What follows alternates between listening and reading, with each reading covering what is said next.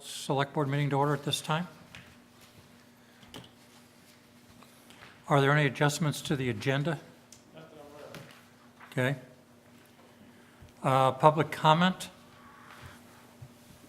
Any public comment? We're ahead of schedule.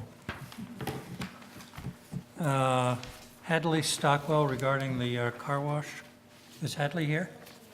Oh. We always like the people who are on the agenda to come forward. Would you like to come forward? Yeah, right here. You're going to be on that microphone and, no, you can sit down and then talk to us and then they'll capture it and there's a camera and you can, you'll be on VCAM. So, hi. Hello?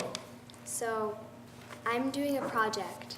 So, the CCS 6th graders are completing changemaker projects to benefit our community.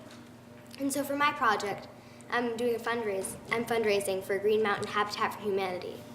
So, it's really important because it'll provide Habitat for Humanity with money to buy supplies needed for building houses. So, in order to raise money and awareness, I would like to sponsor a car wash. So I've identified a spot that would work, and it's right behind the town hall, the Okay. driveway parking area. Where is it? Is it by the libraries over there? Is it by the Yeah. library, on the corner by the library? Yeah, it could be anywhere that would work Okay. around here with the hose attachment. So I'd like to ask permission to use that spot. So Habitat for Humanity is a nonprofit organization, and it helps make affordable housing a reality for low-income families. So the volunteers help the clients design and build their own house, and since it's a nonprofit, Habitat for Humanity needs help with the fundraising, and I hope you'll support us in fundraising by allowing us to use the site. Are there any questions? So this is May 8th. Is that a Saturday? May 8th? Is that the date for this? Today's May 8th. Oh, today's May 8th. What's, Have you set a date for the? No, I haven't. I'd have to work with the library and find a date that works for them. So she would coordinate with the library to find a date that works with them. okay, what are you thinking though? May or June or? Probably sometime in May, since I'm going to be away a lot during the summer. Is this the first time a Habitat project sponsored by you or the Yeah, sixth graders? it's my first. Okay, Do you know how many students would be helping you with the car wash? Probably most of my friends, so 10 maybe. Wow, that's a great turnout. so how much is a car wash going to be? I don't know yet. You don't know yet.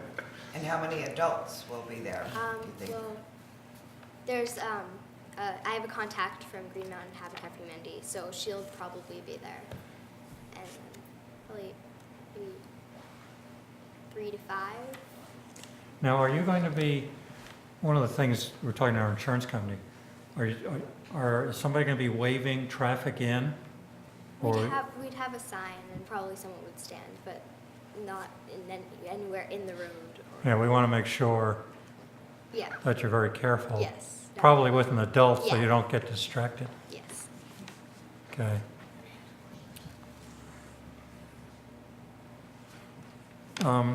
Is there a motion?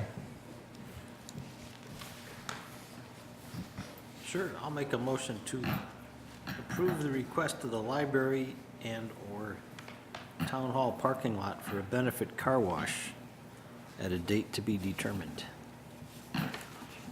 Second that? Okay. Are you doing this as an individual or an organization within your sixth grade? It's an individual project. So this is under your name Yes. as Hadley Stockwell? Yeah. Okay. Any insurance issues? Dean, I know you asked some questions. The insurance just wanted to make sure that adults would be present and that the flow of traffic is one way, which, Coming into the library? right, yeah.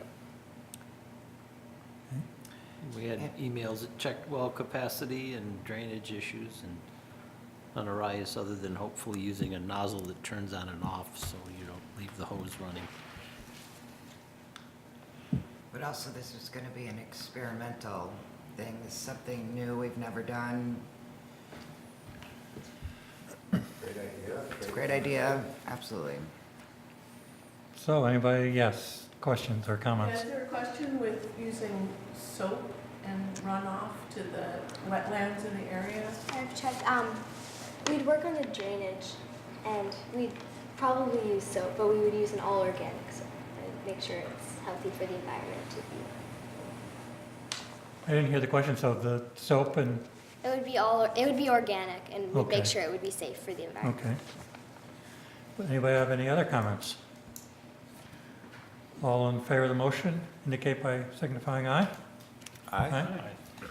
Thank you. Thank you for coming and talking to us. That's very nice. Nice job.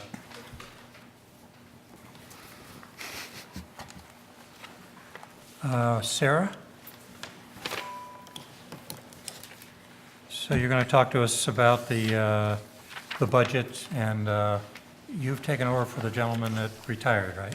Correct. My name is Sarah Reeves. I am the new general manager for the Chittenden Solid Waste District. Tom Moreau recently retired, and I came on board in August of last year. So what I have before you should have received it in your packet, the proposed budget for fiscal 18, beginning July 1 for the Chittenden Solid Waste District, correct? This proposed budget was approved by our Board of Commissioners on April 26th, meaning it was approved to come out to the member communities in Chittenden County for your approval as well. So the first thing I want to do is I want to report that the state of CSWD, the financial outlook, remains strong. We are in good shape going into this fiscal year. One of the things I asked our team to do this year was to work on a realistic budget. So the numbers look a little higher, but that is reflecting of the reality. We are proposing in fiscal 18 to have operating revenues of $11,282,932. So can we see that on a chart so we can follow you, or? Yep, you should have that in your packet, the first page, Assumptions and Highlights General Fund. Assumptions and highlights? It was in the Oh, right here. box, but not in the packet. It was added to the pack, plus we got it a week ago, I have another copy. Right, of it. you would have gotten it a week. It wasn't in the packet, so it was just separately. It's in our box now. I guess I came too early today. Wasn't there when I showed up. It's just one in there. Actually, it was distributed during the meeting when we approved it. Oh, maybe I just moved it, yeah. Okay, Looks like Would you like this. me to wait for Ms. Gear to come back, or? just wait, she'll be Sure. here. Let me see here. I didn't see one for you. This was Oh, you guys can share then? Okay, so I think you're on the page? Okay. Okay. not quite, but get all the paperwork. So again, operating revenues, we are expecting $11,282,932. Operating expenditures, $10,525,152. It is an increase of 9% over last year for both. And we're looking at net revenues over expenditures of just over $757,000, so still remaining to the positive. We are not recommending an increase to the solid waste management fee for this year. We will be drawing down out of the rate stabilization fund to help balance the budget. We're drawing down about $370,000 that will leave in that stabilization fund still a good healthy budget of approximately $650,000 to $670,000, which will get us through, I'm confident, fiscal 19 as well. So I don't believe we'll be recommending an increase in 19 either. So we can assure there's no increase in 18, and I am quite positive there will be no increase in 19. Don't quote me, just in case something catastrophic happens. We don't anticipate anything will happen catastrophic. So we're looking at, I think, a good, healthy budget to remain there as well. We are also not asking for an increase in the tipping fee or the disposal fee at the materials recovery facility. So that fee will also remain the same at $21 a ton. We are looking also for our, I don't believe this affects Charlotte, but I will mention for the record that there will be a slight decrease in the management fees for biosolids for the communities that use our biosolids management program. We are looking to increase some fees, however, in some of the areas. We are looking to increase the fees at Green Mountain Compost, and that is an effort to normalize the market. We were underpricing for a while, so we're looking to increase the fees from $45 a ton to $52 a ton, and that brings us closer to what the market rate is for larger composters in the area. We're also looking to add a fee, which we started doing this year at the Household Hazardous Waste Depot, the environmental depot, for businesses, not for residents, but for businesses. Occasionally what will happen is we'll receive some business household hazardous waste, not household, but similar material, that requires extensive processing, whether it's due to volume, quantity, or what it is. So if we receive, for example, 3 55-gallon drums of something, that doesn't take a lot of time to process in general. If we receive 200 vials of something, each one needs to be tested. It takes a long time. So in an effort to help businesses understand that these services are not free, it is to help them to look for alternative methods for disposal where appropriate, and for ease in packaging if they can combine their trips. It's essentially something to help them help us to manage that waste more effectively. So that has been implemented this year to no complaints from our business customers. We talk to them ahead of time. They understand the need to equalize that service as well, and that is going forward. There will also, this may change, but it is in the budget, so we'll talk about it now. We were proposing at our drop-off centers that there be a fee for compost, so for food scraps, but only if you're only dropping off food scraps and not dropping off trash or recycling. So last year, the year before, the district implemented, raised the fees at the drop-off centers slightly to help pay for the cost of managing food scraps, and that fee was embedded in the cost of trash and recycling services. So if you brought trash and recycling and food scraps to our drop-off center, that was all one fee. If you're just bringing recycling, it's free. And similarly, right now, if you're just bringing food scraps, it's free. Well, there is no such thing as free services. There are costs. So for folks who are only using our drop-off centers for food scraps, starting July 1, it's proposed that we charge $1.50 per bucket, and it can be a 5-gallon bucket, small, 8-gallon bucket, whatever you have. This was in response to what was going to be implemented July 1, 2017, which is the haulers were going to be required to start offering curbside collection services. I think you've been hearing about this.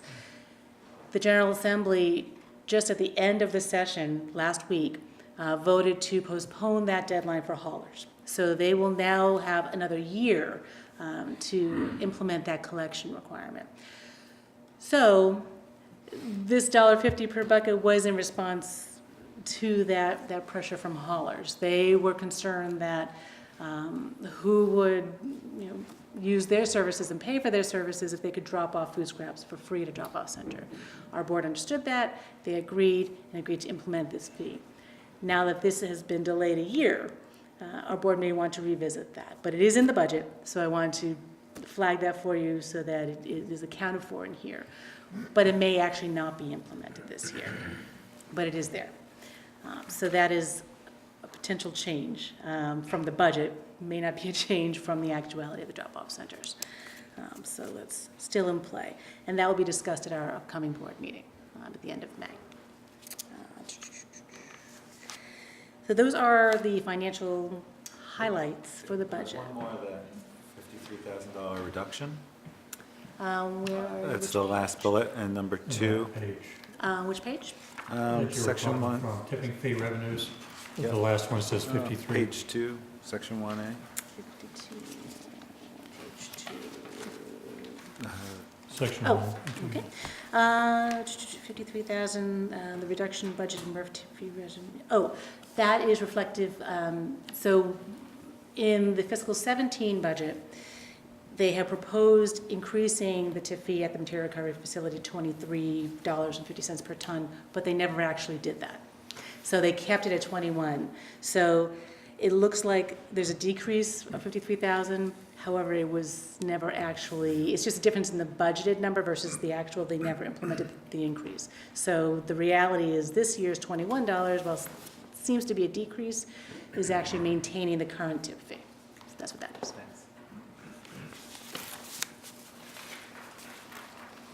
So it sounded like you were going to spend through the stabilization part of the budget in the next 2 or 3 years? Most likely. So then in the future, not only do you have to raise rates to make up for that, you have to raise them even more to put stabilization money back into it? Well, so it's an interesting question. There are a couple of ways to approach it. So I think, and again, this is before my time, so this is potentially history that maybe Abby would know better than I would. From what I understand, the last time that the management fee was raised, it was raised large enough with the intent of almost front-loading the operating, the money, to be put into a separate standalone fund in order so that district would not have to increase every year. They could instead draw down from what we knew was the excess at the beginning to maintain a stable rate over, at the time, they wanted it to be 4 years. Looks like we'll be able to maintain it for a 5th year. The other option, the other way of doing that is to simply evaluate the needs year to year and say, okay, this year the fee will be $27.50. Next year, we need another 50 cents. It'll be $28, and raise it each year. So the thought process at the time, again, 2 or 3 years ago, was let's have a stable rate for X amount of years, and then we'll evaluate as we go on. A couple of different ways of looking at it. You mentioned increasing compost tipping fees. Yes, Now, you guys sell the compost, correct? we do. Does that compete with private markets? Dare you undersell private markets with your product, or? No, not at all, not at all. We are very competitively priced, so we do not undersell. In fact, the compost operation, it's currently losing money. It is being subsidized by the district as part of the public good. We realize that there's a certain kind of material, food scraps, for example, that the private industry does not want to handle, basically the dirty stuff, versus the nice clean brewer's waste or ice cream waste and things like that. We want that to go to whoever else wants it, whether it's farmers on farm digestion, cow power, wherever, if they want to take that good stuff, they should have access to the good stuff, knowing that there's still a large sector of food scraps and organics that they don't want or can't process through their process. It still has to be diverted. We're realizing that we are, in some essences, the backstop. The reason that we raised our tip fee was because we did realize that we were in some ways undercutting the market. And we don't want to do that. We want to be level with the market. So this allows the private sector to actually charge a true market rate so that they can then make a profit. We don't necessarily have to make a profit. We don't want to lose, but we don't have to turn a profit. So by equalizing, normalizing the tip fee, that better allows the private sector to either enter the market or to stabilize their market, if that makes sense. So you're going to each town, I was reading your timeline here, you're going to each town. Yes. So you as a board have approved the budget, Correct. and I assume the number we would make a motion on is the 11,282,000. So you're going through each town to get confirmation of your budget. Anybody ever turned down a budget? I mean, what's the That's a impact great here? question. I don't know. You certainly can. From the time that our board approves it, there's 45 days for the member communities to review and either approve or disapprove the budget. If no action is taken, the budget is assumed to be approved by the towns. If they disapprove, then there's a process that the towns go through to register the disapproval, to then bring it back to our board. There's a whole statutory process that is involved. So you can either approve or do nothing. So your budget went up 9%, Did. as you said. You've talked about tipping fees of 5%, but the one that's way up, material, sales, and other, that's up 24%. On the revenues? Well, I thought the operating revenue, oh, that's good then, that's Yes. revenue. Oh, so what, are we gonna revenue from Yep, from which, so there's. all of us? And then the things that you sell, Correct. but you want us to approve the revenue budget? Well, it's one budget, so it's not a revenue budget and an expenditure budget, it's just the one overall. Is there a number we use as a reference?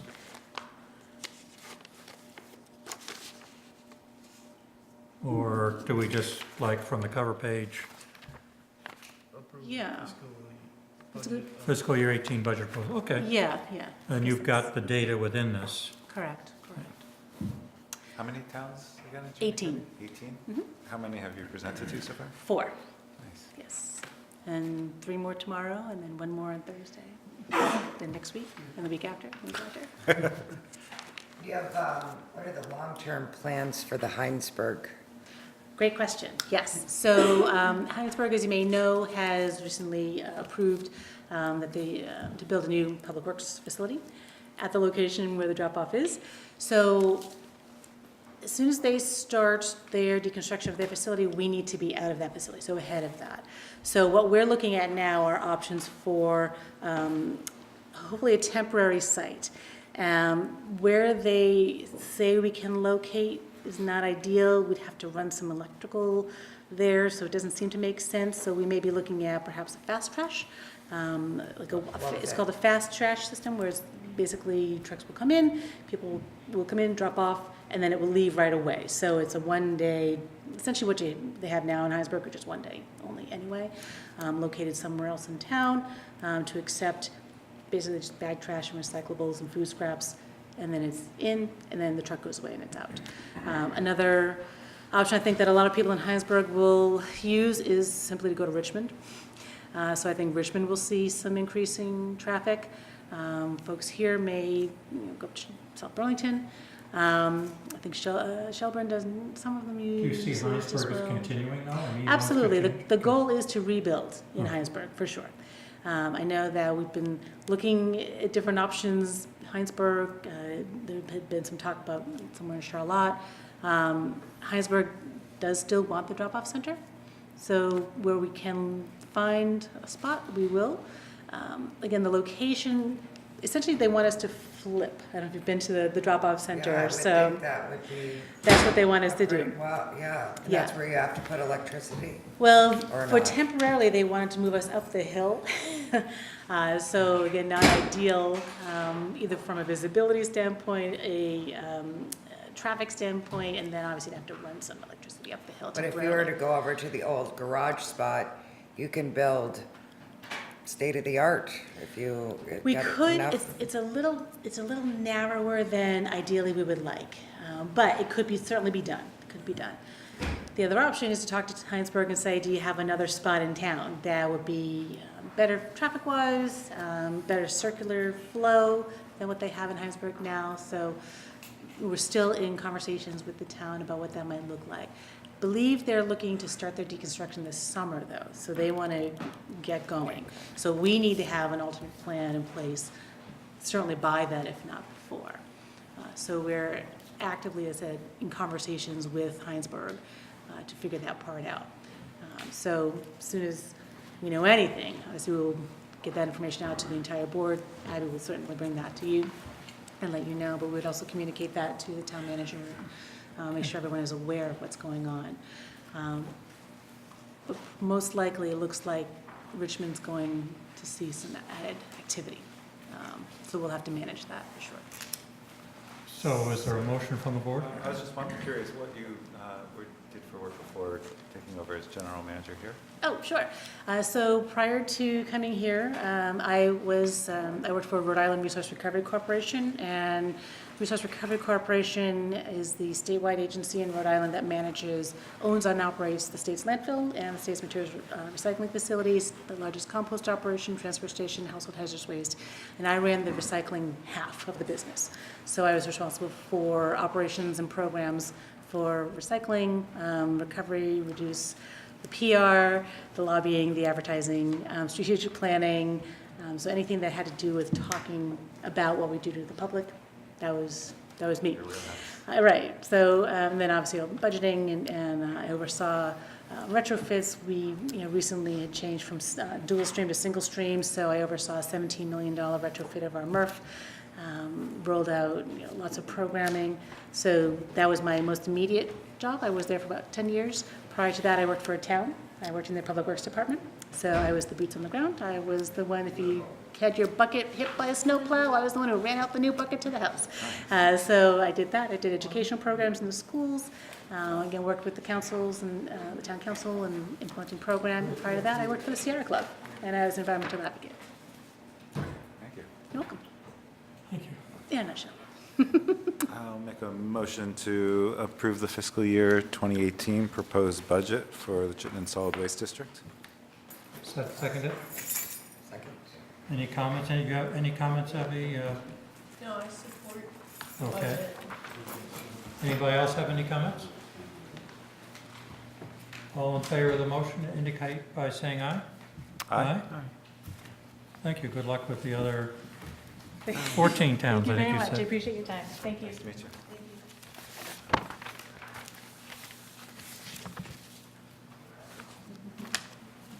Vermont Cares. Let me find your, Vermont Cares. So you are Christian? Correct. Just give us a 2-minute overview, 1-minute overview? Absolutely, yes. We have been, we're here because we would like our application for use of some of the streets in Charlotte to be part of our bicycle ride. We have been doing this for 19 years. So it's a fundraiser for Vermont Cares. We're a nonprofit in charge of people living with HIV and doing HIV prevention throughout the state. We have a very solid group of volunteers that take care of the route. Is actually the whole IBM crew that have been doing this as tradition for many years. They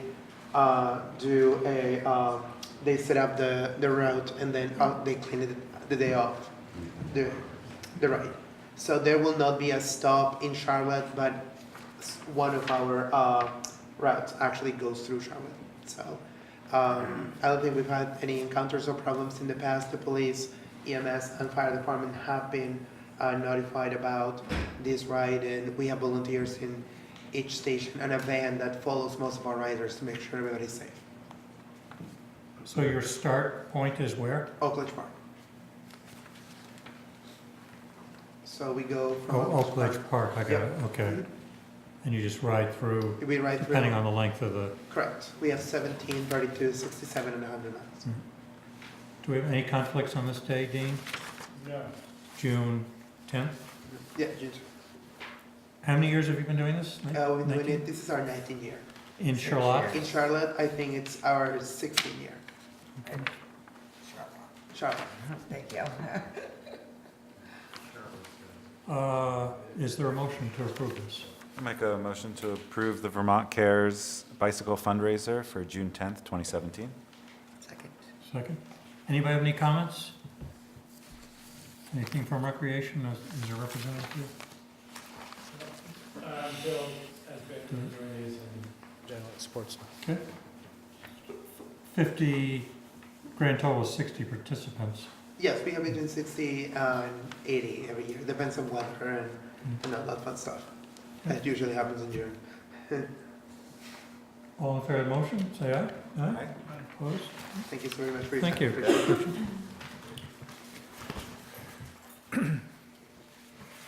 it. Highway permits. Casey Arnott? Hi. So we just looked at your spot. We just went to 2 sites, the Selectboard, Lanes Lane, 2 on Greenbush Road, and Casey's at 4421 Greenbush Road. 4221. I'm looking at it was just a typo in the Minutes? agenda, yeah. Okay. On the application, it's 4221. So it's a cut-in for building of a new house. Any issues, Junior, on this? The only thing that I said that safety-wise, I think that the 3 trees should be cut and brush to get the site distance that is needed. Okay. And when we, at the site visit, it looked like that one elm tree near where the driveway would be, the One elm 2 and then the 2 black locusts. locusts. Yeah. And that's honeysuckle is the There's brush? some honeysuckle, and then there's another bush that flowers, and it's right there. To the, more to the south, it's not a honeysuckle, but it should be trimmed. It seems like, Casey, you were okay with that? Yeah, thank you. Do we have a motion? I'll make a motion to approve the highway access permit for 4221 Greenbush Road. Usually we just say the number. There's a reference on the top. And the application number HAP-17-01. A second? Doesn't say on the application about removing the 3 trees? That was a comment. There was, here you go.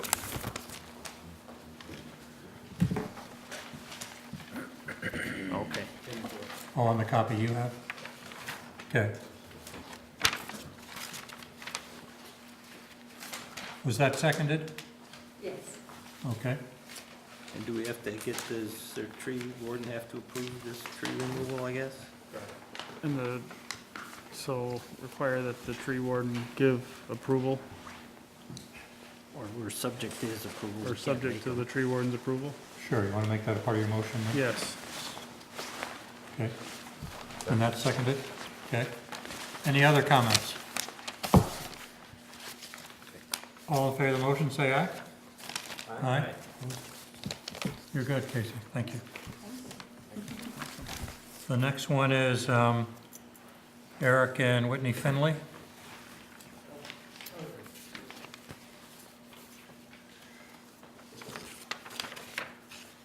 This was fairly straightforward. There were no issues whatsoever that we saw. Junior, the site views look good?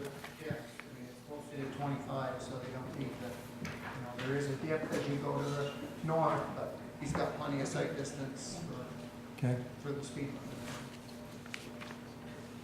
I'll make a motion to approve the application for highway access permit HAP 17-02 for Eric and Whitney Finley. Second? Anybody have any questions or comments? All in favor, say aye. Aye. Opposed?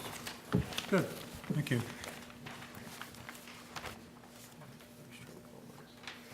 So, we're doing Chris Davis later? Okay. Vermont State Police. Lieutenant Scott is here, and Daly. So this could be a good discussion. want to talk about something? Well, we're 7 minutes early, so it gives us a little more. Well, We'll probably- eat it up. We'll probably use that time. All right. You want to give us a summary, Matt, on how things are going from your point of view? Well, why don't I just say, because I know there's a lot of people here, and there's been a lot of comments on Front Porch Forum. We have contracted with Vermont State Police for 8.5 hours a week.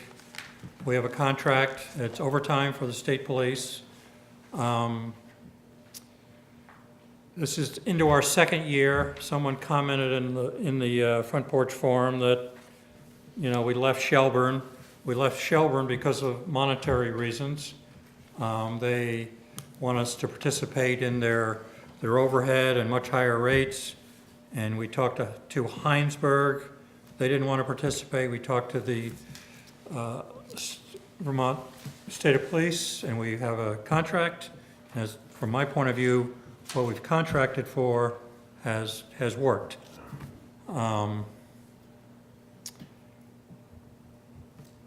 And this expires the end of June, and we're talking about renewal.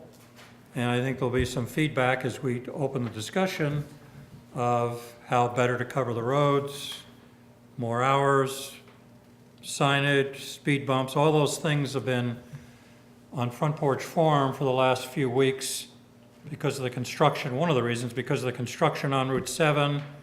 You have a lot of folks avoiding Route 7 and coming up Mount Philo, coming up Greenbush. So it's disturbing the neighbors. And are there I guess part of the question tonight is what can be done? And we've talked about this quite a bit, and there's a lot of limitations of what we can do. Where do you guys all want to go? Do you want to comment or hear from the audience, or? Can I comment? And Sure. I'm sure I'll drum up some business. Sure. So, obviously with Route 7, there's an increase in traffic along Spear and Mount Philo and Greenbush. So, I've been reading the comments as well. And a lot of it has to do with time of day, it seems like. And I know we've talked about it before here, about maybe getting a trooper out there earlier than later.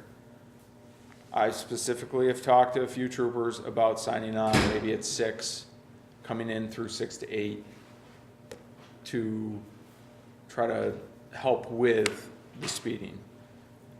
Another option that I'd like to propose is that maybe I come back next month as well. The speed cart, we have it on Greenbush right now. It gives us data on how fast cars are going, the average speed of cars, how many vehicles, how many were speeding. So what I'd like to do is move that around Greenbush, Mount Philo, Spear over the next month, and then we come back and then we can talk about actual numbers.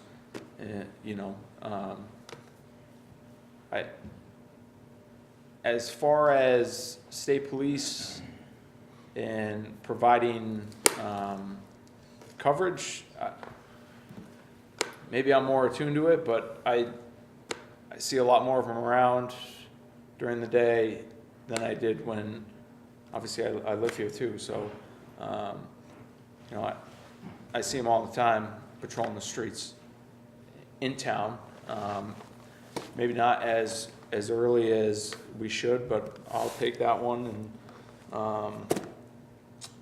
on the chin that I didn't push that out hard enough to our guys.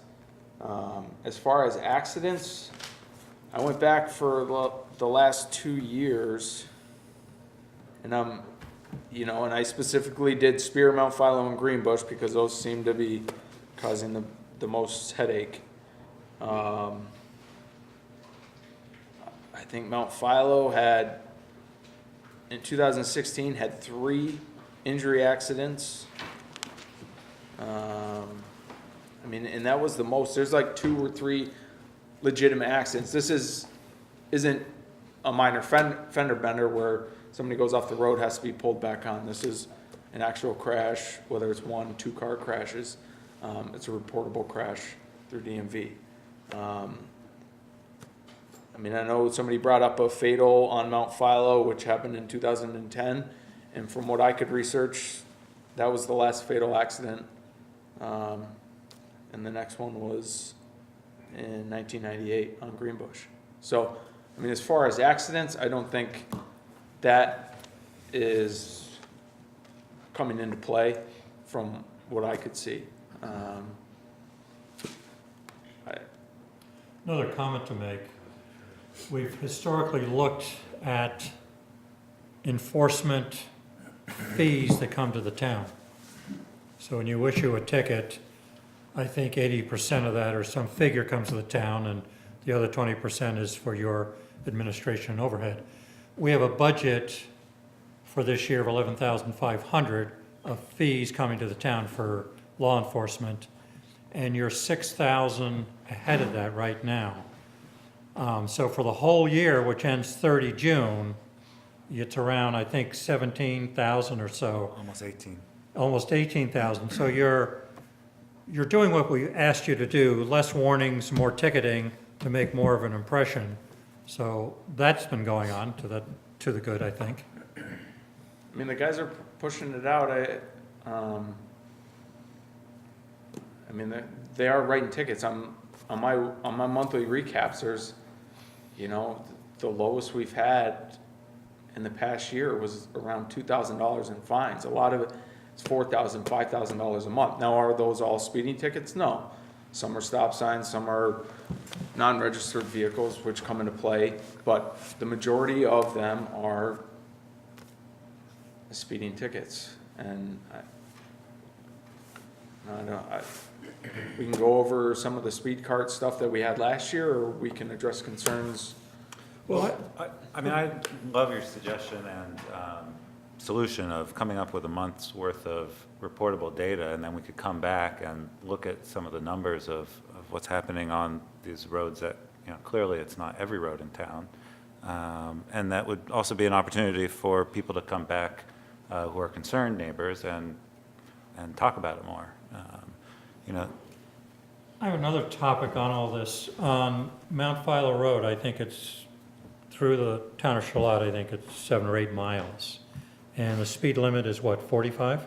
it's 40 near the state park, 40? and then 45 And then the you- rest of the way north. And there's a process where speed is established. I mean, some of the front porch comments are lower the speed limits, lower the speed limits. Well, there's a process. We invite, is it VTrans to come out and does a monitoring of speeds? And, huh? Regional planning will do it. Regional planning does it. They monitor the speeds and they look at the average speeds that people take. And I think you can go as low as 85% of that nominal speed. In other words, it's not in the town's hands to say, we're going to make Mount Philo 30 miles per hour. Can't do that. So if the nominal speed is 58 or 52, we can bring it down to 45, which is where it is right now. So But- we have some numbers on that from Oh, last sure. year. So for last year, we did Mount Philo. Yep. I'm Lieutenant Scott. I am the station commander for the barracks. Thank you for coming. The 85 percentile last summer on August 22nd with 9,000 vehicles included that was in a 45 mile an hour zone. The Yep. 85 percentile was 49 miles an hour. The So average, 85 percentile was at 49 miles per hour, and the average speed was 39 miles an hour, significantly lower than the posted speed limit. Huh. And then you go to Greenbush Road, again, the 85 percentile was 41 miles per hour in the 35 zone that we set it at, and the average speed was 31 miles an hour. So we put it in the 25 zone now to see what type of numbers we're getting. Okay. But as far as where I stand as the commander of the barracks, Yep. that's not a priority. You know, I mean, we have the town contract and we'll work with that, but having additional patrols through regular shifts, I'm not gonna put resources there. Because we're adhering to the speeds Yes. within the, It's not, we've 7, 8 crashes so far this year. That's just, And you're looking at the priorities of The where to spread barracks. the resources for Chittenden County. And Lamar And in County. other yeah, towns, Chittenden, we have 12 towns we're the primary police for. and so in other towns in Chittenden County, it sounds like speeding is a bigger issue and The there are more interstates crafts. The interstates are our biggest Interstate. priority. Okay. You know, I know from experience, my sister lived on at an old farmhouse where I think the house is maybe 60 feet from the road. And the average speed on that road might be at the speed limit or lower, but if one car goes by at 60, it's really scary Yeah, with you're kids running outside, around. you see that, that's scary. Yeah, so there's I think a legitimate emotional reaction to seeing a habitual driver in town who is going to be driving fast on their daily routes. And it's hard there's really no good system that, you know, we've been looking at this as long as I've been on the select board, and I think the select boards previous to me have been looking at this issue. There's no guaranteed way to make sure that people drive at respectful speeds around walkers or dogs or bicycles. I mean, the best we can do is, I think, is to get good numbers, make sure that our roads are safe. We're committing $30,000 a year to additional traffic enforcement on top of what the state police already provide, and to continue to explore new ideas. So I think that's what we are doing. let me ask you, so in our contract, we're saying 8.5 hours per week. There is a concern, and I understand this isn't your priority, Right. but it may be more of our priority. Let's say we wanted a contract next year for 12 hours a week or 14 hours a week. Is that something you could do, or Probably not, because of your limited, yes. We're 4 vacancies right now in the barracks as is. And then as you head into the warmer months right now, where Charlotte's sort of motor vehicle traffic will pick up, Yeah. I run into the part of vacations and all the other things that everyone else has. So I've reduced my numbers during the summer as well, just like any business would, because people go away. And, you know, one thing we're already kind of working towards implementing this year, this summer season, is to have our town constable also do traffic enforcement. We've allocated some money to outfit his motorcycle to have lights and what he needs to do that. So we have an option to commit more of the money to have more enforcement, but it sounds like changing the state police contract would not be something, not be an option. We've kept up, but Yeah, and- it would be stretching. It would be, so that's one option for the audience that's here, is to hire our constable. He's on the agenda for the next meeting to talk about, so it'd be speed enforcement, stop signs, nothing else, just road traffic, motorcycle, in the safe months is a consideration we have. yeah, and he currently works with the Shelburne He's Police a Department. police officer in Shelburne. right. Another thing that I read in Front Porch Forum is the option of having a sheriff be in town. Is that an option we have, or are you familiar with, I mean, I don't know. Yeah, other towns, Jericho uses sheriff and us with both. But we don't have a sheriff, so there's a Chittenden It'd County. be Chittenden County Sheriffs. The So sense that's of- another thing we could do, just to Yes. leave your contract in place the way it is. But if we chose to contract with the sheriff's department, if We they could do that as well. agree, we could get more Coverage that way. coverage on the roads. And we can ask them to be at certain places at certain times. Yeah, they have More so than they have we can, way more because- flexibility than right, we do yeah. as far as that. The troopers that are working this are usually gonna do it, as the sergeant said, before shift. Their normal shifts are usually 7 or 8 o'clock in the morning or 4 o'clock in the afternoon, so they either do it before or after their shifts, traditionally. We could get somebody on Mount Philo at 6:30 a.m. There's a white Volvo going north and a tan Toyota Tundra going south, both of them flying. 6:30, 6:45, every weekday. All right, well, the trooper that's gonna be out there will, And I hear from my good. hairdresser who takes the Greenbush Road, she sees you guys all the time on Greenbush Road. And Spear Street, we just have one, we have lots of speeding cars, but we have one blue motorcycle that's the worst, going south. One other thought that comes up, and you'll have an opinion, and that is speed bumps. There are gradual speed bumps that I think North Avenue has them, or North Street has them. They're gradual, you know they're there, but they don't shake your whole car up. And that's been a thought on Greenbush Road where the speed goes down to 25 miles per hour. The farm vehicles, other folks with trucks don't seem to like it for a good reason.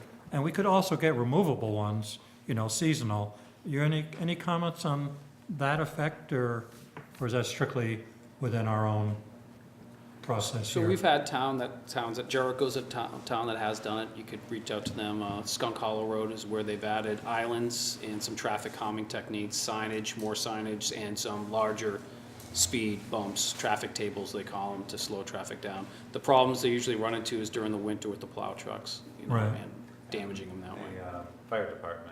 Doesn't like them, right? Yeah, was dissuaded with You that. hit 'em. So today I was at the store and a customer came in and said a car went by her, past her going 70 miles an hour. So everybody got talking about the speed. While we're standing there, somebody went zooming right by the store. Were they going really fast? No. Did it seem like it? They were going too fast in front of the store. So. On with Jackson speed- Hill Road? On Jackson Hill Road. I mean, there's a lot of people that come around that corner to think they're gonna save time and go zooming up Jackson Hill. And we actually have a lot of children that live and play right in that area, so we were doing speed bumps. You could really literally find, 8 places in Charlotte that should all have them, which I don't. The one thing I found really effective with Jericho too is right where the island is, I think just before they have the welcome to this village. And we have two villages, the East Village and the West Village. But to me, it's just a very clear cognitive break of, oh, I'm not on a rural road anymore. I'm entering this village space. And the island signifies that. You gotta kind of have to change your road pattern. I kind of like that bicycle thing that somebody suggested on Front Porch Farm. Put some bicycles little near kid the road. Toys here and there, and Someone in Shelburne does I that on thought Mount that Fowler Road. was, was inexpensive. It probably would work. Well, I know we made a request probably near the end of last summer to see if we could get the hours closer, if not more, and the state police were very responsive to that and have been right on target, so I really appreciate that. Comments from the audience? You want to add to the discussion? Yes. Could you, everybody identify themselves? So I want to preface my comments by saying I have a great deal of respect for the police, state police, and what they do to provide us with safety and the danger that they face in so doing. However, when I hear some of these comments about particularly Mount Fowler Road, because I happen to live on it, it's like I must live in another world. This is a safe road, the only dangerous road in Charlotte, so-called. We had 2 multiple car accidents 2 weeks ago. I didn't hear that mentioned tonight. I am up and on that road almost every day between 6:30 and 7:30 in the morning. In the past year, I have not seen one speed trap on the Mount Fowler Road. Now, I'm not saying they're not there. I may be going in the wrong direction, but I go both ways down to Shelburne, down to Virgins at different times, and I haven't seen one speed trap. When Shelburne police were giving us road coverage, they did a visible job. They were there at the state park with some frequency. Ed Stone, who was a board member, used to call me and tell me about the 70, 80 mile an hour speeders that were ticketed. And it was reassuring, at least, that something was being done. Now, I'm not saying our state police are not doing anything, but I don't see them. And as far as the speed, 39 miles an hour, you've got to be kidding me. I mean, we've got a radar monitor out there now, and it flashes when you exceed 45 miles an hour, and I live about 150 yards from the monitor, and every time I'm out in the yard, which is a lot, maybe that monitor doesn't flash 1 out of every 8 or 10 cars that go by it. Otherwise, it's flashing, flashing, flashing. Now, it's a different world, believe me, and all I'm hearing is Greenbush, Greenbush. It's like, when I moved here, we were told there's East Charlotte, and then there's the other side of the tracks. I'm sorry, West Charlotte, the other side of the track. And it looks like Greenbush is getting a great deal of attention. Indeed, there was a lofty projection as to what was going to be done at Greenbush tonight in the Front Porch Forum. There are other parts of Charlotte. There's Spear Street and Mount Fowler. And my God, if we don't get some protection there, it's going to be chaotic. I could relate individual incidents where I've been threatened. I had a guy today who stopped his car in front of mine and gave me the Boston wave because I went like that when he went zooming by me at probably 60 miles an hour. I mean, it's absolutely ridiculous, and we're feeling more insecure all the time. And this has been going on progressively for 11 years now, at least since I've been here. And yes, when they finish construction on Route 7, we're going to perhaps have less traffic, but there's a certain percentage, and I know this is old hat to you folks, I've talked with you before, a certain percentage of motorists who are now ingrained to speed like hell on Mount Fowler Road, and they'll continue it. We're going to see more traffic on Mount Fowler Road after the Route 7 construction is completed than we had back in, 2014 before, or 15 before we started. It's incremental, and you've got to do something about it. One comment, the hours we had for Shelburne in my time, last 4 or 5 years, are the same hours they have for the state police, if I'm not mistaken. So the amount of time on our roads by the Shelburne police is the same amount of time that we have with the state police. And both underrun their hours a little bit, but Matt said you've been back to Matt and you've tried to stay on our budget, but the amount of coverage has been the same, or better now, because these guys are coming closer to the budget. Well, again, there's a matter of the police being at an intersection, a four-way stop, and I can think of one near Miss Spears' store, and they'll sit there, but what does that do? That's a four-way stop. How many speeders are you gonna get at a four-way stop? Yes, you've got cars running the stop sign. They can No, do they're sitting, sitting at the Grange now, but you should sit at Prindle Road. That's what somebody told me to do. So if you would do that, try that. But the Grange is working too. Okay. I mean, times are changing, there's more traffic, you know, more north-south traffic than 11 years ago, and more higher population. Other comments, you in your blue shirt, yes? Yeah, my name's Brian Slater, and I live on Philo Road. And I live right on the long run out where it's very easy for cars to just fly. Hearing the statistics, it just, I get where you're coming from with those statistics, but empirically, it's undoubtedly a huge uptick of traffic since the road construction has begun. And I've been on that road for 12 years. So I've gotten the pulse. I know the innuendos of and how that road breathes. Being on that road at 6:30 in the morning is not going to have you see what you need to see. You need to be there between 7:30 and 8:30 to 9. That's where you see a huge impact. So getting back to whether they're speeding, it's a no-brainer. They are flying. And it's not just 1 in every 10 cars that's going above the speed limit. It's a lot more than that. And they're doing 75 miles an hour. So I don't know, you can put a flashing radar detector out on the road, but from personal experience, if I see one of those, I put the brakes on before the thing even reads my, because I see it coming.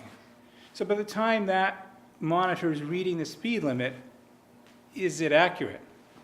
Have cars already they've braced themselves, they know what to expect. They notch it down, and as soon as they're by it, they pump it back up again, they're gone. I could go on and on with a lot of incidences and examples, but there is undoubtedly a problem. And if I hear that the troopers can't prioritize our roads because they have a limited manpower. So is it worth the budget that we spend if they can't meet? Well, they're meeting their obligation to the current budget. There's two separate issues. okay. The state police divide their patrolling by county. So of all the towns in Chittenden County, they are allocating resources to each town as a police service that doesn't have a primary police department like Shelburne. And then the town of Charlotte, on top of what the state police provide us as one town in Chittenden County, are hiring the state police through a program that they run for additional contracted hours that's specifically for Charlotte and specifically directed with a contract kind of mission. And the goals are mainly focused on visibility and traffic enforcement. The visibility piece is to act as a deterrent to thefts and vandalism. And the traffic enforcement has been the one that we've mainly focused on and tried to refine over the last, I think this is the third year with the state police. This will be the start of the third year. So the state police are providing two separate services for the town. One is just the global service as a town in Chittenden County, and the other is the very directed additional hours, which is provided through volunteer overtime of troopers. Which is the 8.5 hours that we contract for. Right, or 32 hours a month. Okay, I'll share the space. I could talk more, but Yes, Wilfred Schneider, 18 Common Way, off Greenbush. Does the town get a report weekly of when and where incidences happened where tickets were given? Does the town have any idea? Monthly report, not locations, but. they're Yeah, I monthly- mean, monthly. I can't, I don't report where somebody wrote a ticket. The total amount or the number of speeding tickets, the number of warnings, those are the reportable things that we report back to the town. So in other words, the town doesn't really know where you are, let's say, where you were in any week. No. For example, I approached the red light at the red brick store one evening. It was dark, there was absolutely no traffic, no light. I came to a rolling stop. I was pulled over for not coming to a complete stop. Now, for me, that was a total waste of effort, but the town made $160-some or the police. Maybe that effort should be put in during the day and not at night at some dark stop sign. Yes. Hi, King Milton from Charlotte on Greenbush Road. We enjoy the police when they're there, and they do slow down the cars when they're there. And in respect to the Mount Philo residents, it's a 45 or 40 mile an hour speed limit when you're going 60 or 70. Greenbush Road, the 4 mile on each side, it's 25 here. So when you're going 60 and 25, it's a lot. There's a bigger difference. Bigger discrepancy, I get that. My question is, I'd like to have the state police respond to the radar flashing speed limit signs that when I drive, like in New York State, like in Keene or Heinsberg, when I see that sign, I slow down because you don't know.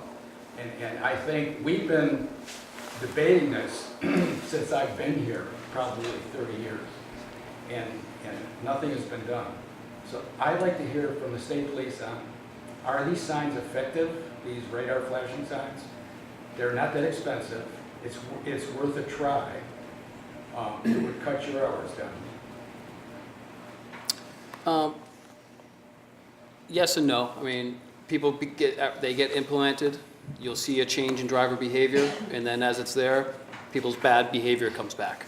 So they get used to it, and unless there's consistent enforcement that's going to sit there every time, which, I mean, honestly, being honest here, we can't provide that. So they come back to driving. I go to Lake Placid. I go there a lot, and I'm coming down the hill from the Keene. There's been that flashing sign there since I've been here, and everybody slows down, even the out-of-staters. Everybody slows down. And you were right, sometimes there will be a police officer right behind the sign. So that's probably all we need, is a couple of those signs, and every so often, park the squad cars. We haven't tried that. We haven't tried, the board made a comment a few minutes ago about more signs, more islands, and I remember a couple months ago, one of the board members said, we don't need any more signs, like slow down children, or slow down, we don't need more signs. This is Vermont, we want it, sign-free, but we haven't even tried that. One other comment that I have about the rolling stop,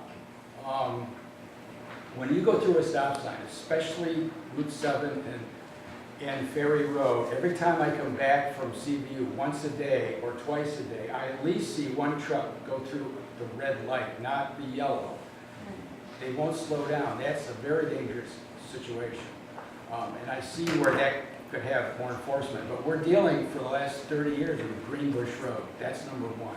That's a 25 mile an hour speed limit along with the Ferry Road. Once that is solved, or once we start to solve that, then we can look out to the other roads. But we've been talking about this for how long, and we haven't tried anything yet. And I respect the officers. They sit in our yards when they're here, and so it's nice to see them. But they can't be here 24/7 when the speeders are. And it's not the out-of-towners, it's not the tourists, it's the locals. So when you were here a few months ago, you offered, I think it was you or one of your neighbors, to get together and purchase a couple of these signs. Now the one that we purchased that's on wheels is a $7,500 sign. So they're not quite, I don't think they're as cheap as you had thought. I know Mark Mosier had looked up in his letter, he actually did more research than I did, and they're probably around $2,500 to $3,500. Okay. The one that you bought, the town bought, was way overpriced, I thought, from from what you told me about how much it costs, but it seems to me that would be a start, one or two. And I know the neighbors, we actually talked to some of the neighbors, and we were willing to, you know, cough up some cash. Yeah. I mean, where have you seen that before? I have a question. I know some larger cities have automated ticket systems. That's a legislative change, so it's been brought up. It's not allowed in Vermont It's currently. not allowed, so. Is it potential? It would require a lot of, it's a lot of agencies that would need to be involved in that, and it's not a smooth sailing. There'd be a lot of pushback from. A lot of agencies are walking those back. They used to do those, they Right. don't do it anymore. Really? Legal issues. And I have to make the brutal comment that of all the discussion, this boils down to time and money, and time takes money, so it's money. I mean, I think the select board is more than willing to spend whatever the town wants to pay for enforcement, which is undoubtedly the most effective way of controlling speeders, is to have people writing tickets. So if the town wants to come up with the money to pay for all of the enforcement, I don't think anybody up here would say no, but so far, the town hasn't been, everybody has ideas, but no one wants to spend the money to go there. So this should be a town meeting issue, should be that, well, the town as a general is tired of speeding, and we want to spend the $200,000 or $300,000 a year it takes to get continuous or not just sporadic enforcement, but enforcement all the time. And I haven't seen yet the motivation to do that. Well, one of the issues when you're talking about money and budgets is when the Shelburne Police Department wanted us to charge more. The rates were significantly higher, and we sat down with them, and Lane and I actually went to a Shelburne Selectboard meeting.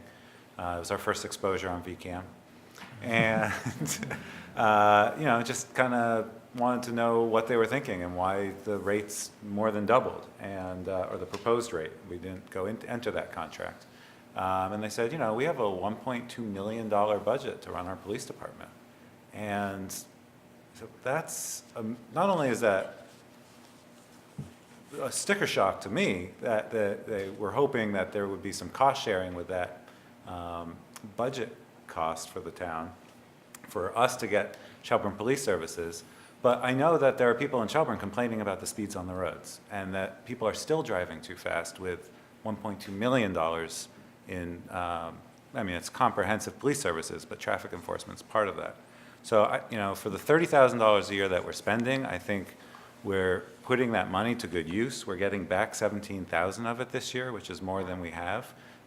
So the ticket writing is going up. That's what the numbers are showing me from the budget side of this.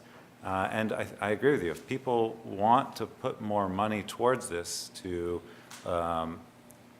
fix the problem more comprehensively, I think it should be a town meeting discussion where we can change that, that line item. It's not just a person in a car, it's all of the infrastructure that goes behind it, the dispatch, the employment, the insurance, everything else. And that's why Shelburne wanted to charge $150 an hour, because that was what they thought was our share of everything else that goes with the enforcement. So just along these lines, I brought some other numbers and I provided to you last week. But the town so far has only had 82 calls of service for police action. You know, how long a period of time? The beginning of the year, So calendar year. fiscal year, 82 calls? Calendar year Okay. today, 82 total calls. Yep. So that's not a high number of what I'm dealing with towns. Okay. You're on the lower end for us in that area. So when it comes to looking across the other towns in the county, there's not a lot of calls for service. And then crashes-wise, there's only been 11 crashes total in the town. So the calls for service that, you know, people are calling, they need 911, everything, we're going to respond to that regardless. Any of that stuff, we're always responding to. Thefts from the park, you know, from the trailhead, things like that, that's a call for service which we respond to and take over. So it's not a lot of calls, and so it's, I mean, you're looking at dollars and cents and where you want to prioritize. I think, I mean, I'm not going to steer you one way or another if you want to go to another police department to get that. I mean, that's a town decision. But I'll tell you, this is what we're giving you is pretty much what we can give you. Understood. Does those 84 calls? 82. 82, does that include the house alarms? Yeah, that's one of the highest number of calls is false alarms in the False town. alarms. 11. You know, so the others is suspicious vehicles. And then the other part of that is the troopers doing directed patrols. And so when they go up to Mount Philo, the trooper calls in the dispatch and says, I'm on Mount Philo, can you punch a case for a directed patrol? And we have 8 of those. So, I mean, you look at these numbers, it's dramatic. 11 false alarms, 8 suspicious people, and 8 directed. Your numbers start to drop pretty significantly of real police calls coming into the town. Well, I mean, as far as kind of my position with the state police contract, I think the state police are doing a phenomenal job. I think there's a larger discussion the town is having, and the state police having contracted hours is wrapped into that with the service that we're getting. But from what I can see, the service is great, and we get the added synergy of having an increased police presence for any need in town. If something happens, the state police are 2 minutes away instead of 15 minutes away from the barracks.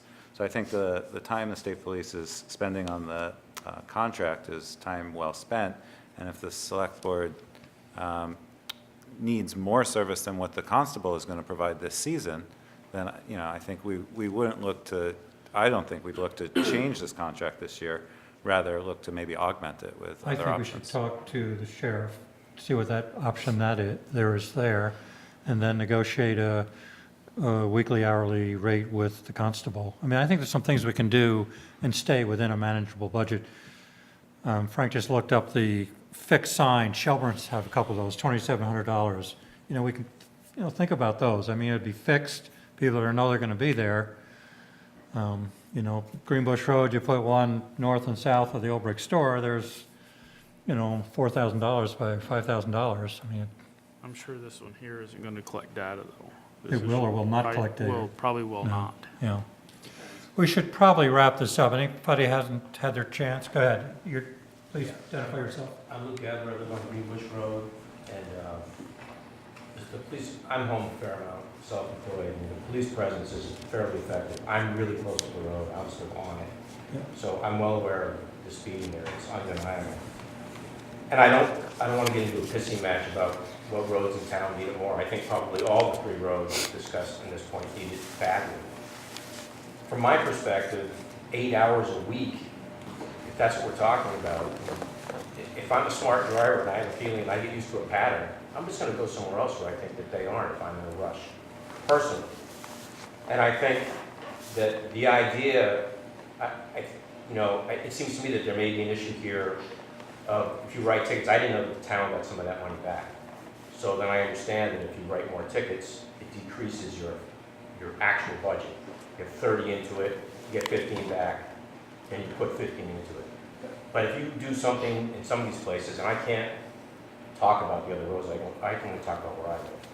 But if I were to see speed plateaus there, that hourly rate never changes, and it isn't an hour a day or 8 hours per week, it's constant. And as good a job as they're doing, and they can't do anymore, 8 hours a week with these 3 roads, you're not going to avoid, I think, some of the problems. You can't. So I understand the issue about speed plateaus with emergency vehicles and other things, but I also know that whenever I see those, I can't speed. I got an older truck. I basically can't go fast on it. If you really want to solve the issue, that may do it. The signs help, but if you know there's never anyone by the signs, what difference does it make? It's just a sign to tell you how fast you're going. And if you're a young guy, it might be good for speed to tell you just how fast you actually were going. So I think it's a discussion that has to go on, and it's not getting better on Greenbush Road. I know they're writing tickets, but I wasn't around much for a couple of months, and now with Route 7 again, it's insane. It's just busy. So, not to take away from other people on filings, I know it's bad there too, but it's a serious issue. And it's always, let's talk again. I think the idea of moving these things around on Greenbush and getting other things is not a bad idea, but at some point, something needs to change before somebody gets more seriously hurt. And I think it'll happen on Greenbush. It'll probably be me, not paying attention. All I have to say about it. Anyone else who hasn't had a chance? We're really over our time limit. I mean, to summarize, we've got some good ideas. We do have some budget, you're right, we have more income than anticipated. I think we can check some other resources that we've talked about, and, you know, it's not an easily solvable problem. One person says you want more people on the traffic, cops on the road, some want signs, some don't want signs. It's not an easy solution, and we can't do much with the speed limit. That's pretty well, it's set by the state guidelines. So we're gonna be renewing this contract. The fiscal year's about to start. We have a new budget, and we have some things to do. So I appreciate the comments. Not an easy solution. Thank you, Lieutenant. And Thank you. Matt, my one suggestion to you is park your car a little closer to the road. We appreciate that. Your neighbors like to see your car by the road, and it's always in a different position. Thank you. Interview is next. Christine Cowart. Come on forward, Christine.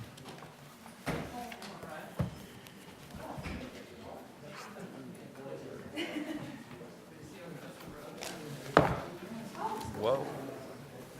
Thank you. Good discussion. Yeah, good discussion. You were here not long ago, weren't you? Last year. Okay, last year. That time goes by. So only 1 year. Trails. Oh, here you go. And you're So back you're, for more, huh? you're renewing. You're renewing. Why do you want to be on trails? Well, now that we have all this. Quiet down, everybody, please. Well, it's exciting. We're working on the Town Link Trail. We have this wonderful vote of confidence that was just shown at Town Hall, and we want to run with it. Is there a motion to renew?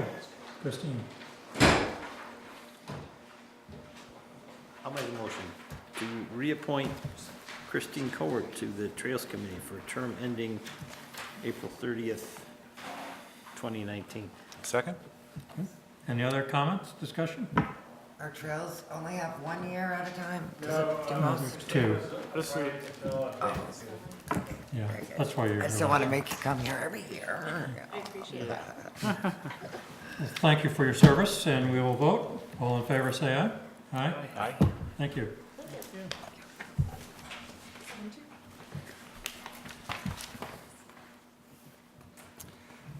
Chris and Suzanne Davis?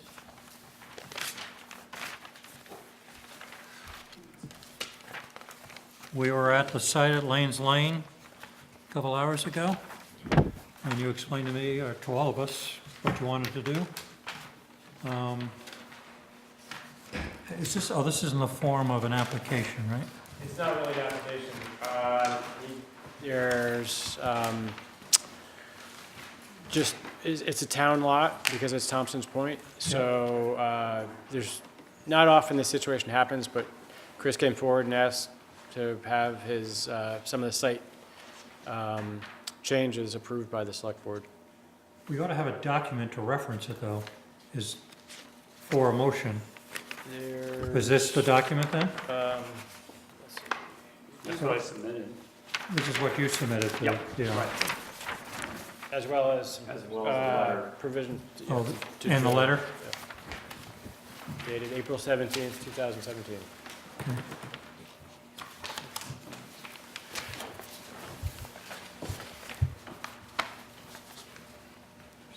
Okay, thank you. Oh, the letter to Joe with the changes, yep. Is there a motion to approve Christopher and Suzanne Davis's request for changes, Lanes Lane, based on the letter submitted April 17th to Joe Rahum? On Thompson's Point, 211, 349, do we have to put all that? Oh, I Lanes don't know. Lane?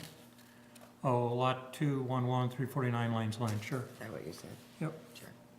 So you've made a motion? Sure, I've made that motion. Second?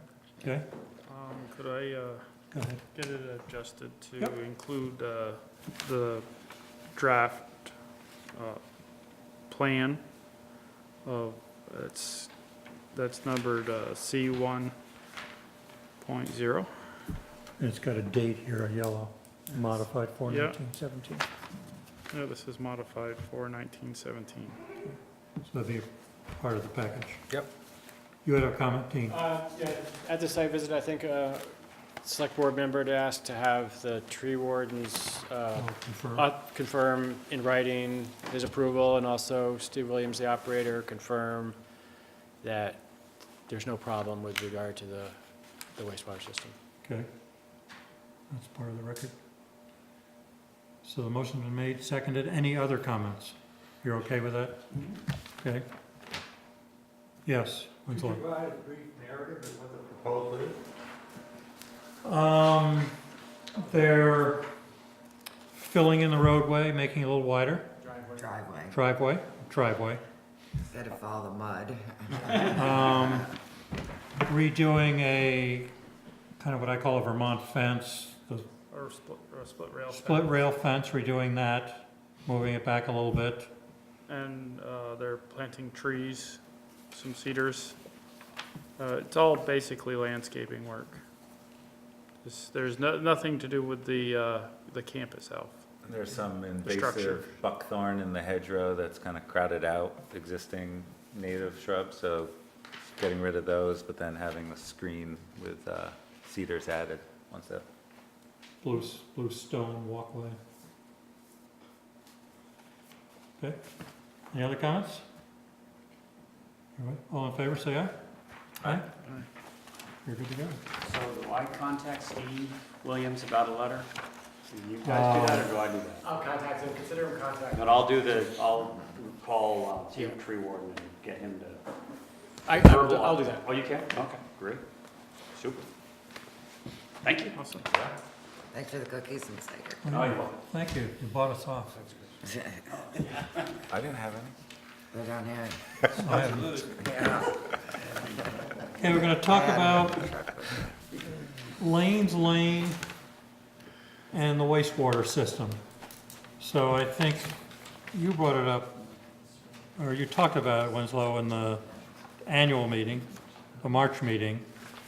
So it's been the objective of the select board, I believe, to have the 7 properties on Lane's Lane tie into the septic system. They'll go to the mound system of Thompson's Point. So the question, you made some comments about why are we doing this? The way the shale, the earth underneath, you felt septic systems were working. So we want to talk about it. So Chris, Steve are here to talk. And one of the questions also that came up, is there a capacity in the Thompson Point wastewater system to handle 7 more properties? I mean, our objective, as we talked about the history, is not to have any chance of any waste going into Lake Champlain. So we felt that a system we could add to the mound system of Thompson's Point and assure as the years go by that we were keeping that area safe from any pollution of the lake. So one of the question is the why, capacity. I think Dave was going to talk about that a little bit. I don't know if you're, Chris, you want to talk about that, or? I can. Go ahead. Yes, I apologize, Dave wasn't able to make the meeting tonight. The original Thompson's Point wastewater system was permitted back in '93 through the state of Vermont, through the indirect discharge permit. And included in the original permit and plan set was this extension down Lane's Lane. My understanding from back in '93 or I guess it was, '95 was when some of it went in. Lane's Lane had year-round residents. So their lease agreements were set up a little bit differently than the rest of the point, in that the lease allowed them to remain year-round, which they certainly can't connect to a seasonal wastewater system if they're a year-round residents. And so they were allowed to maintain their on-site systems, but in the event that the lease transferred or it was sold, they'd revert back to seasonal like the rest of Thompson's Point. When the original system was permitted, the design flows for those 7 camps were incorporated into the original indirect discharge permit. So the mound systems, the sand filter, the control building, and really the infrastructure is all designed to handle these additional 7 camps at Lanes Lane. And Steve can give additional information, but even the tanks for those 7 camps were purchased back in 93, 95 in that vintage when the municipal infrastructure was installed. So that was all in place. My understanding, in talking with Dean and Steve and Mary, was that over time, some of those camps have transferred ownership, and rightfully they, could be connected to the municipal system. However, the force main to get down there was not installed because the 7 camps were not connected originally. And so the question is at what point does the town, ask the camps to connect, make them to connect? Do you extend the force main? Do you, how does that transition occur to connect those camps? We did talk to Brian Harrington, who is the new contact in charge of the indirect discharge permit when John Ecclesiak stepped down. The permit's still valid. They can connect. There's no amendments that have to occur. There's also the talk, the original design plans was Trudell Engineering that created those.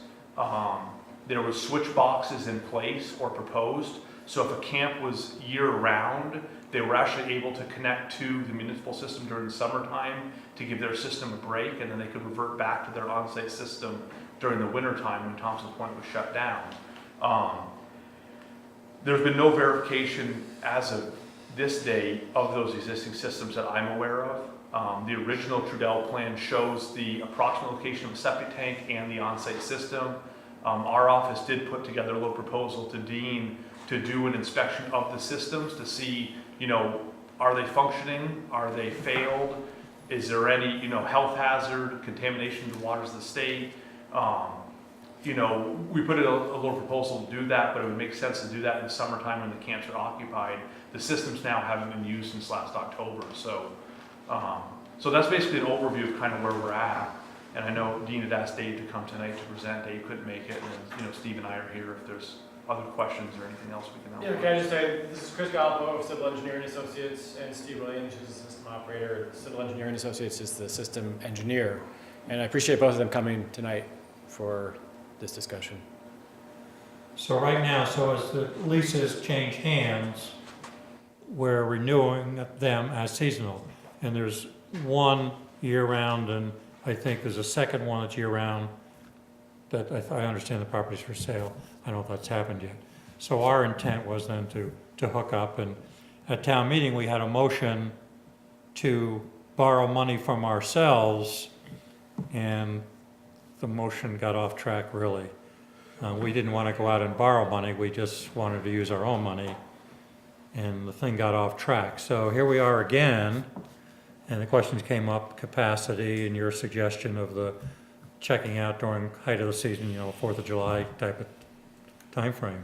But we wanted to go ahead and construct the, what do you call it, the force main, front of the camps and hook up. I mean, we're all set to go, and then as the leases change hands, 2 of the leases, can't remember if you're the folks, agreed to hook up as soon as they could and then have to worry about a wastewater system. And it'll be self-paid for. There'll be no investment on the town's part other than we finance it in the short run, and then as the lease is turned over, it would be part of the value of the property.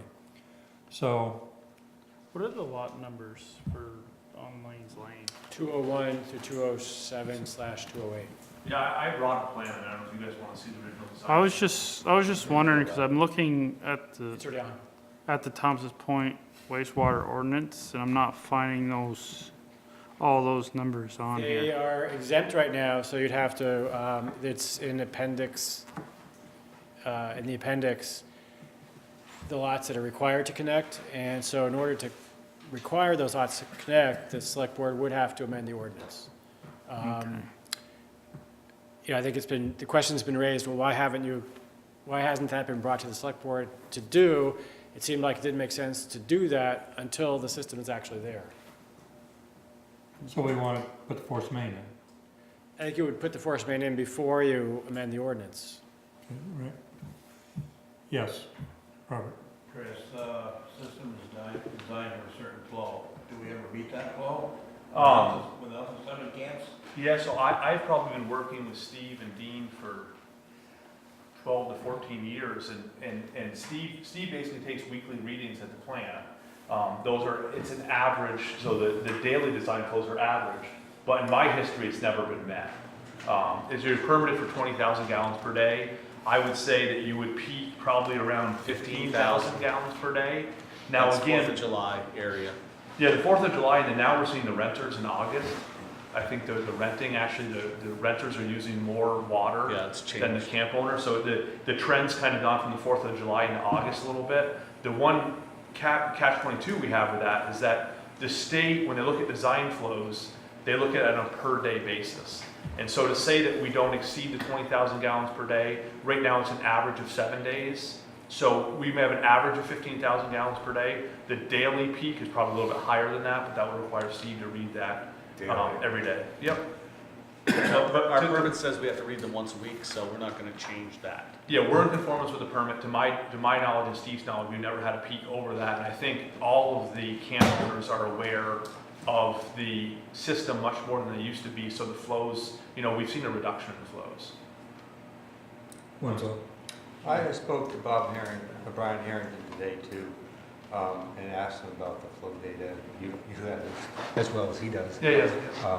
And what I recall when I was on the board sometime between 07 and 14, there was a time when the flows did approach the design amount to the point where we talked about the need to have more frequent monitoring, and if it got close to it, that we should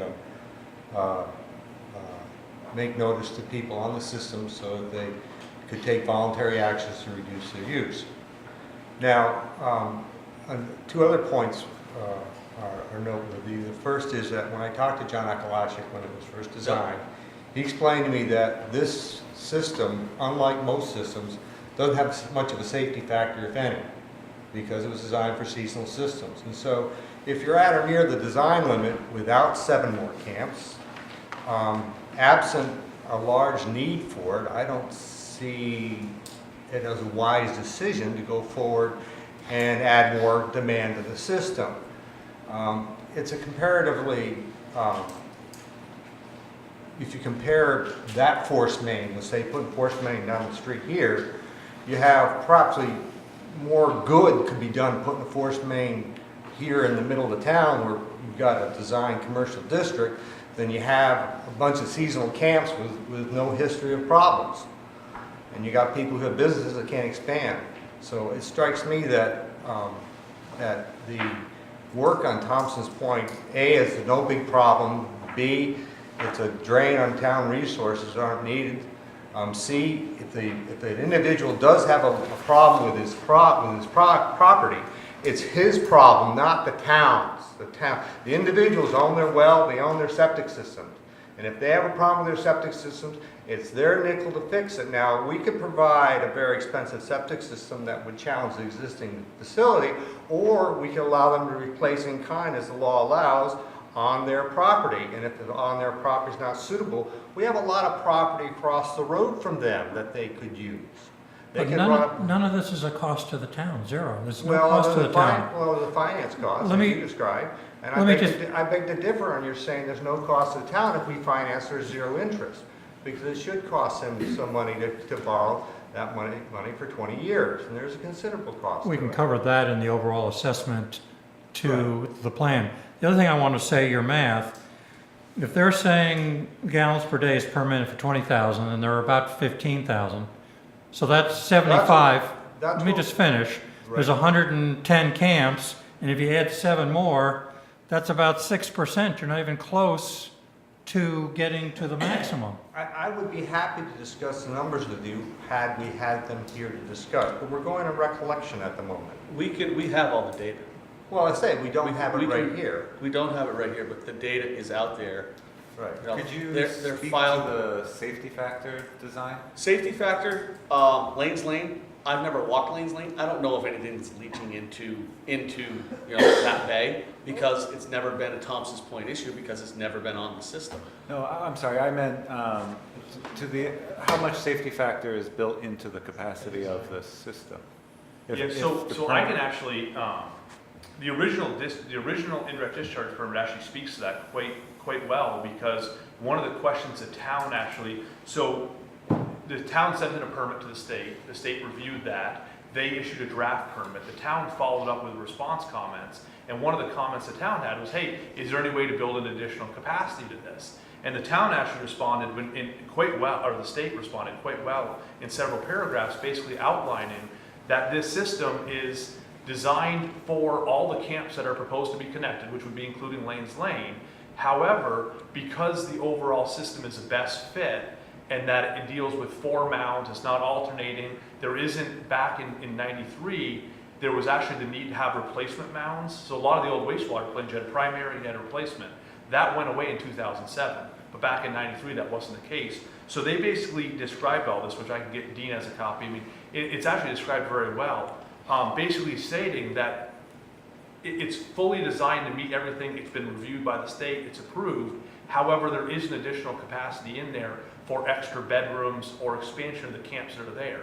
But it's designed for all the camps that are proposed to be connected, which includes Lanes Lane. So if that helps. And like I said, I think the original permit was solely in place as it's almost like a best fit, because the camps had failing wastewater systems. There was, potentially effluent getting in the lake. There was, health concerns, both local and statewide. So that's why the original permit came through. In regards to Lanes Lane, I can't, without going out and looking at those mound systems, they could be failed, they could be functioning. I don't know. The one thing in talking to Brian, I don't know if you guys talked about this, is that there are some wells down there which are actually very, very close to the on-site wastewater systems right now. So the one thing, we met last fall, Dean, Steve, myself, and a couple of the wastewater committee members. I think Chris was there also. And the one other benefit of connecting to the municipal system is that there's literally wells that are like 5 or 10 feet from their in-ground systems. And so by connecting to the municipal system and going to a pipe system, you'd have less potential contamination of the wells. Again, it'd be a potential. It's been going on for 20 years. The well logs show well over 20 feet of clay, some places up to 100 feet of clay, the blue clay there. Those wells are likely pretty well sealed off the shallow aquifer on the top from the lower one. So I think the public health risk for well contamination on a few of the lots that I've looked at is comparatively small. Absent some really abnormal casing failure. The issue is though at current install, they don't comply with the state standards. Well, I understand. Yeah. The question is, it looks like a solution in search of a problem. We really don't have a problem to address, and we have. Do you know that though? Have you walked the lots? I haven't walked the lots. The question is, we don't know of a problem, so we're out doing a project without knowing of a problem. My question to the town is, you guys own the land. Are you responsible for if there is a leak? No, the homeowners are. Well, I disagree with that. We're the landowners. You are the landowners. And if there's all of that clay that's stopping the effluent from going down into the wells, where is that effluent going? Wisley, I think the state would, I think the town would have some responsibility if there was an issue. It would be a good question. As a health officer of the town, the chair of the select board can ask the people not to use their camp until the problem's fixed. Period. Pay a lot of money to be down there though? If there's a public health problem, we've got the authority. And you could have them put a pump and treat it, or pump a tank and have them pump it. But the point is, there's solutions that could occur if we had a problem. You've given a proposal to Dean for doing some more on-site investigation. monitoring? Yeah, Dave and I gave a pretty, minimal estimate, just assuming that once the camp owners are there, they're using the system, we'd go out there and do a really minimal invasive, visual observation, maybe do a couple of minor shovel test bits so we're not, disturbing any grass or anything, or minimizing that, just to look and see. You gave us that within the last month, like $1,200 or something? Yeah, do you remember what that ballpark? I wonder if we approved it. I didn't bring it today because I didn't look at it recently. There are a couple other hands up. Well, John was next. Go ahead, John. So my name is John Kerr, and I own the property at 202 lot down there. It's a red house. And We use it seasonally, and, you know, from May through, you know, September. And I pump my septic tank about every 5 years, and I take 500 gallons of solids and liquids out of it. So I would say that I'm not using that septic system very heavily. And to go through the expense where you would be raising my lease number to pay for the installation of this force main seems a little bit unfair to someone who's in the spirit of everything using the property seasonally. You could tell me that you have to, you know, seal your tank and pump it monthly, whatever you want, but that to me would be a more reasonable solution than putting all this infrastructure in place just to, you know, tie me into the mound that, you know, I mean, you're talking a lot of pipe to run there, and, you know, that's construction work, it'll take some time, so, you know, I'd like to know some of these numbers. I'll tell you right now that the value of that property, from what I paid for it, it's $100,000 less, even though it's on the water. So the property value has dropped, and, you know, the rates have gone up in the lease, at least every year since we've owned it. We've owned it since 2003, I think. So, you know, it's a little bit unfair as I sit and listen that I'm being, you know, charged more, less service, but, you know, what are we gonna do? So, you know, it's kind of where we sit. Yes. Bob Stein, and I'm John's neighbor, lot 201, and I was here just about a year ago, and if I had a failed system, I'd be more than happy that you were there. My system, our system got a colonoscopy last year before we bought it, so we know it's okay. And I'd be happy to have you inspect it and so forth. I don't think any of us, at least I don't want to be suddenly forced to put a mound system in, particularly if then I'm going to be asked to connect to your system. That, I mean, if I was to sort of express the biggest fear I have, it's like, you know, my septic fails, and maybe if I have a pump tank, I can wait till you come along or whatever, but, you know, I put a mound system in for $30,000, $40,000, I've lost my side yard, and then 5 years later, I'm mandated to connect. The question I have is, what would it cost to put the main in, but not connect people till they had failed systems? And I don't know if that's half the cost, a quarter of the cost, or 3/4 of the total cost. And maybe you could just give a ballpark. Dean received a couple proposals. Again, I apologize, I don't have those in front of me. Just on the top of my head, to put the main in is going to be minimal compared to the individual tanks and all that. Well, then I would ask the select board to think about putting a main in, and Can then you as give systems a fail. ballpark number on minimal? Excuse me. Yeah. Thank you.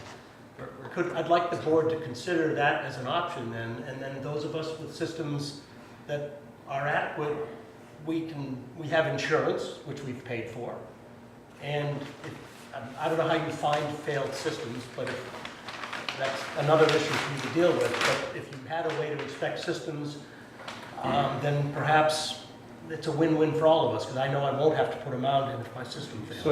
So what you're saying is we put the force main in, to the system that fails, a minimal effort to hook up, and your problem's gone away.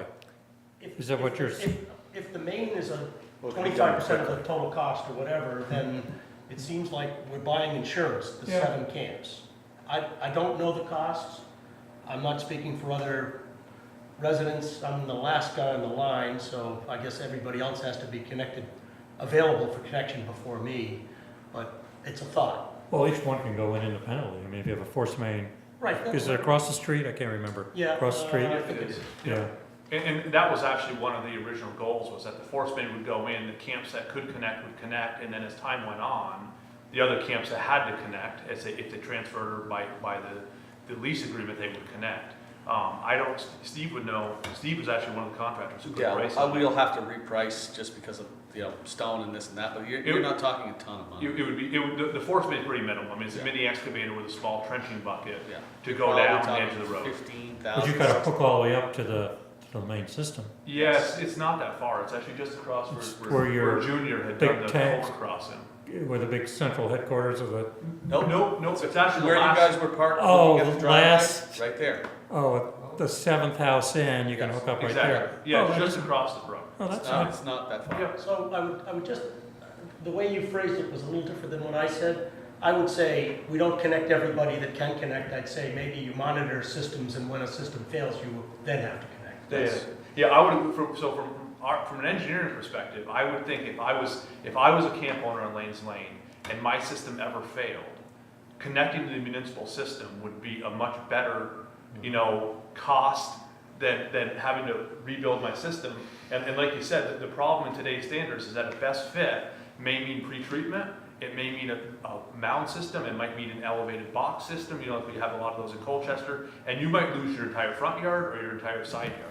So that certainly is where this would be a big advantage. In terms of when and how you connect, that really goes back to the original lease agreement, and I think ultimately, what is the condition of the systems? I mean, it's an unknown. Because, Steve, I thought you said we have the. We have the tanks. The tanks, We- so. The town purchased the tanks back. Where are they? What's that? Where are they? They are at the treatment facility. So These tanks go in front of each of the 7.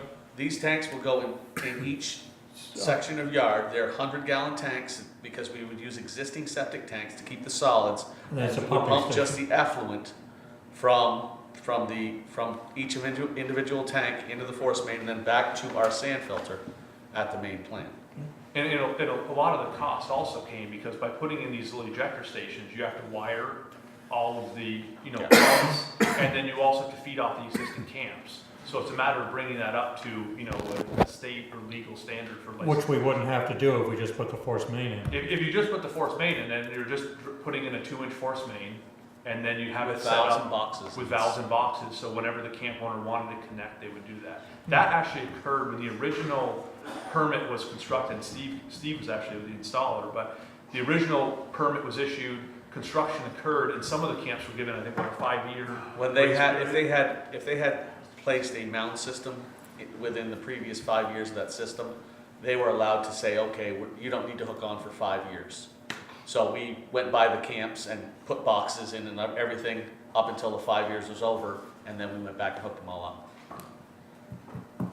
I just want to make sure it's clear, because Chris, you mentioned in the original discussion of the original permit, there was perhaps an allowance for extra bedrooms, but the ordinance is clear, there's no additional bedrooms allowed, because that's part of the buffer that. Correct, and it was clear in their permit. That's that 2 paragraphs I was mentioning, and they basically said in there, there's no increase in bedrooms other than, the camps that are already connected, they can connect, they have to have low flow fixtures, no disposal grinders, there's a bunch of limitations, but there was no increase in the number of bedrooms. Anything that would generate additional wastewater per the state design guidelines you couldn't do. Well, it seems like there's an engineering issue and then there's a political issue about how to move forward with the ordinance. And, I'd like to have the board look at moving forward quickly on a very inexpensive force main installation. And as far as the political piece of this, how to answer the most fair and cost-effective system for these basically 6 camps, we could have more discussion about how to do that. I heard one good suggestion about providing 2 options and another one of waiting and seeing and maybe just having testing to make sure that the systems aren't failing. Maybe we just plan, it makes too much sense to just put in the main.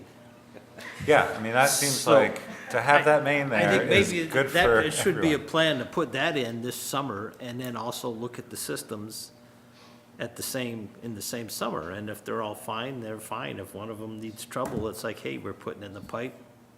Good time to hook up. Let me ask you though, on the cost, if you just put in like you say, a 2-inch pipe under pressure, then if camp 201 or 202 wants to hook up, just one camp, well, you have to wire that whole system, don't you, all the way up? No? No. So their cost could be borne by them, and it could work.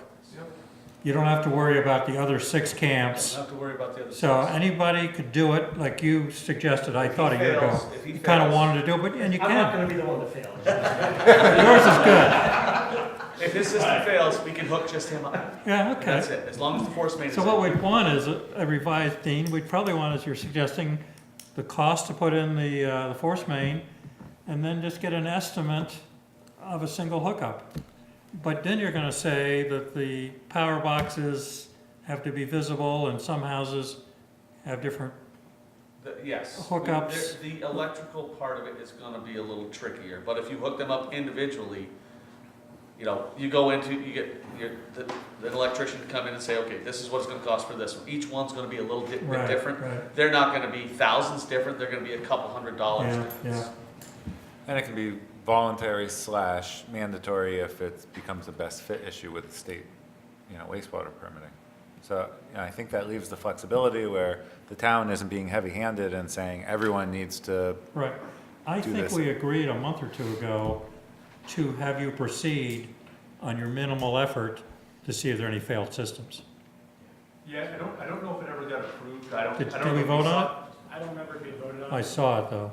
can Maybe we that's vote on an- that next meeting? Why don't we, That'd be great. why don't we resurrect that, Yeah. to vote on that, and get the cost of a force main, and just get a notional cost of, pick one of the camps and what that would take.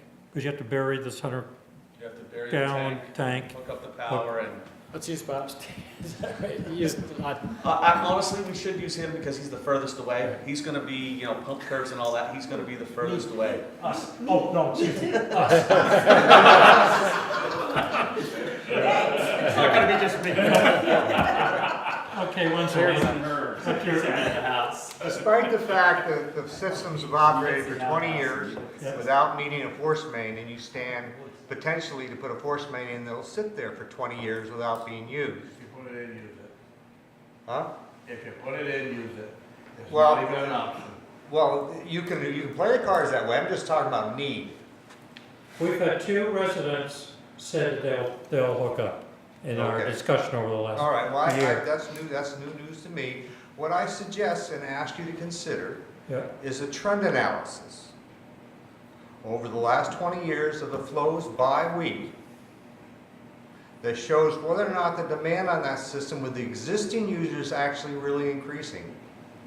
For what we saw in the short time I was there was an increase in demand approaching the capacity of the systems, albeit we didn't have daily monitoring to see if it did pass the failed system. You mean the 110 camps? Yeah, How, do you have that kind of data? sure. If we daily monitor, we have to report it. Oh, well, to his point, you can do, if you have weekly, We have weekly. Let's say, look We at have the weekly. weekly and look at the Yeah. trends and see See what if the- If you guys the want to break it demand out doing. daily, you have to report. This is just a retro But trend you're gonna analysis. see, as he did already described, that there's a trend in demand increasing. I understand your point. Yeah. So I just ask you, suggest that you consider that before you decide to add more demand to the system, that's all. I know we were very inaccurate in our reporting because we had faulty water meters and stuff like that. Now we have state-of-the-art water meters, and you will find that what we build for each camp owner and what we put through the plant is with, you take evaporation into consideration, it's very, very tight on our tolerances now, what we have. We're reporting what we're putting through there.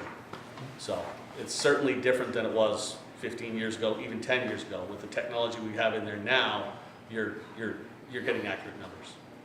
Yeah, the ta- When was this put in?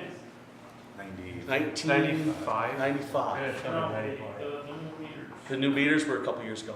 Yeah, so the state actually mandated, originally it was just put in with regular flow meters. Then the state, they added digital flow meters. So they had regular flow meters and digital flow meters. We always had problems with the 2 matching. There was always a little bit of a discrepancy. In the last 3 to 4 years, the board has authorized Steve to basically go in and replace all that. The plumbing's been replaced.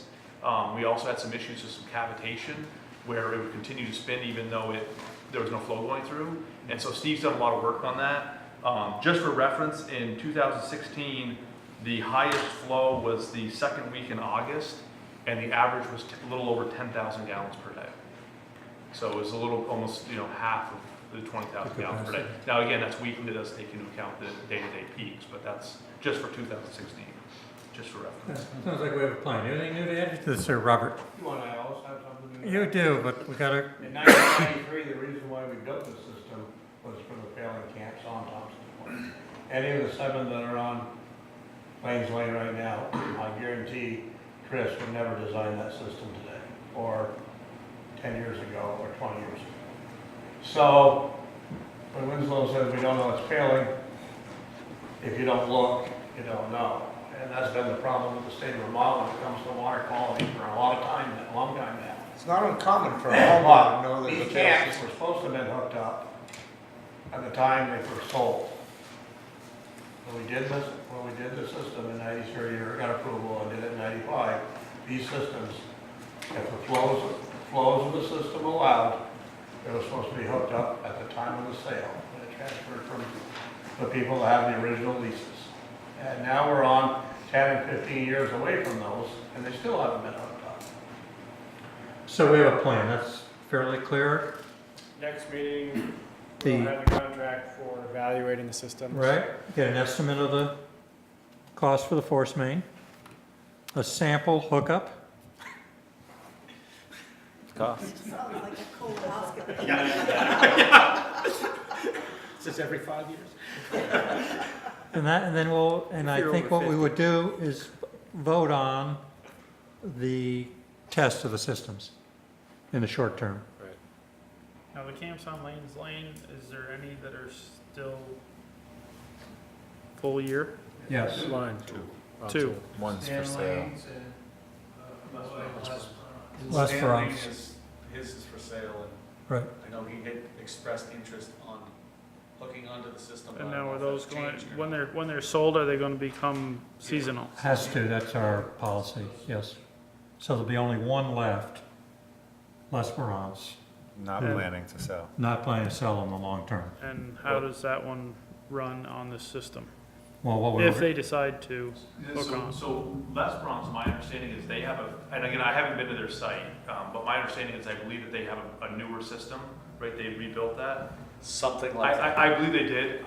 The original permit allowed a switch box, so if they wanted to connect to the system in the summertime and pay the usage, they could, or they can stay on their system year-round until that ownership's, transfers, in which they revert back to seasonal, and then, then they'd have to connect. She was here a couple months ago, and it was a new system. She didn't want to spend the money, no Yeah, question. no, we met with them in the field, and they were, they just felt like, hey, we just put a lot of money in our system, it's working Right. fine, we feel like it's, state of the art. I don't know what they have, so a lot of what the state's looking at is, a lot of the new systems have alarms. The state actually made Thompson's Point go around through the spill prevention plan and put alarms in all the lower ejector stations, so that's another big cost.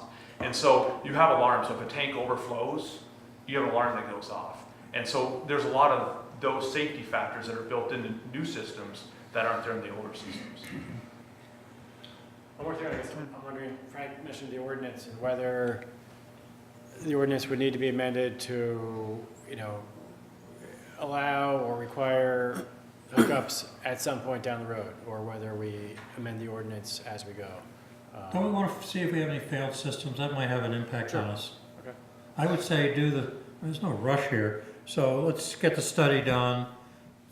These guys inspect the 7 systems and see what you think. Get a price to put in just the force main. Yeah, force main Because and if you find out in October that, well, we had a failed system and now we gotta go through the bid process to put in a force main, which won't happen till the following year. We gotta go through the bid process. Exactly. See, because in the ordinance, it says that the sewer service area does not include at this time the lots located on Lanes Lane. Right. But the plan back in 93 or 5 was sized for it, Permit. and the permit exists for it. Exists for it. Yeah, and Brian's indicated, we thought we'd have to update the permit, and Brian has indicated to the town that because this was all involved in the original permit, we don't need to update it. We'll supply as-built, and obviously it has to be tested to meet current state standards, but we don't need to amend the permit to do this Right, work. so it'd be the ordinance that would have to be Amended. amended. Probably put in a in the couple May to get places. started, they won't change, the like, lease before they too. change Yes. their mind. What's that? We gotta, Get it done before they change their mind. Okay, thank you, guys. Thank you. Good discussion. Yeah, nice to meet you. Next topic. Oh, Charlotte Park and Wildlife, a permit request to mow on the right-of-way of Route 7. Jenny Cole is here for that, from the park. Make that motion, Thanks for sticking around. make the motion. Yeah. And Junior's here. Getting near Looking for 9 o'clock hour. to We have make a 9:10. motion and then have us discuss it. So the situation is, in past years, Hey, quiet, everybody. the state has been slow in mowing the roadside in the park, the roadside being Route 7. And so the park committee came up with the idea of having Junior mow it. In order to do that, we have to apply for a permit, which we did 2 years ago. And then last year, they allowed us to continue on the same permit without reapplying, but they would require us to apply for a new permit. So I guess it turned out they did some mowing, but you also mowed as well? Or is there, how did it work? As far as the timing of the mowing?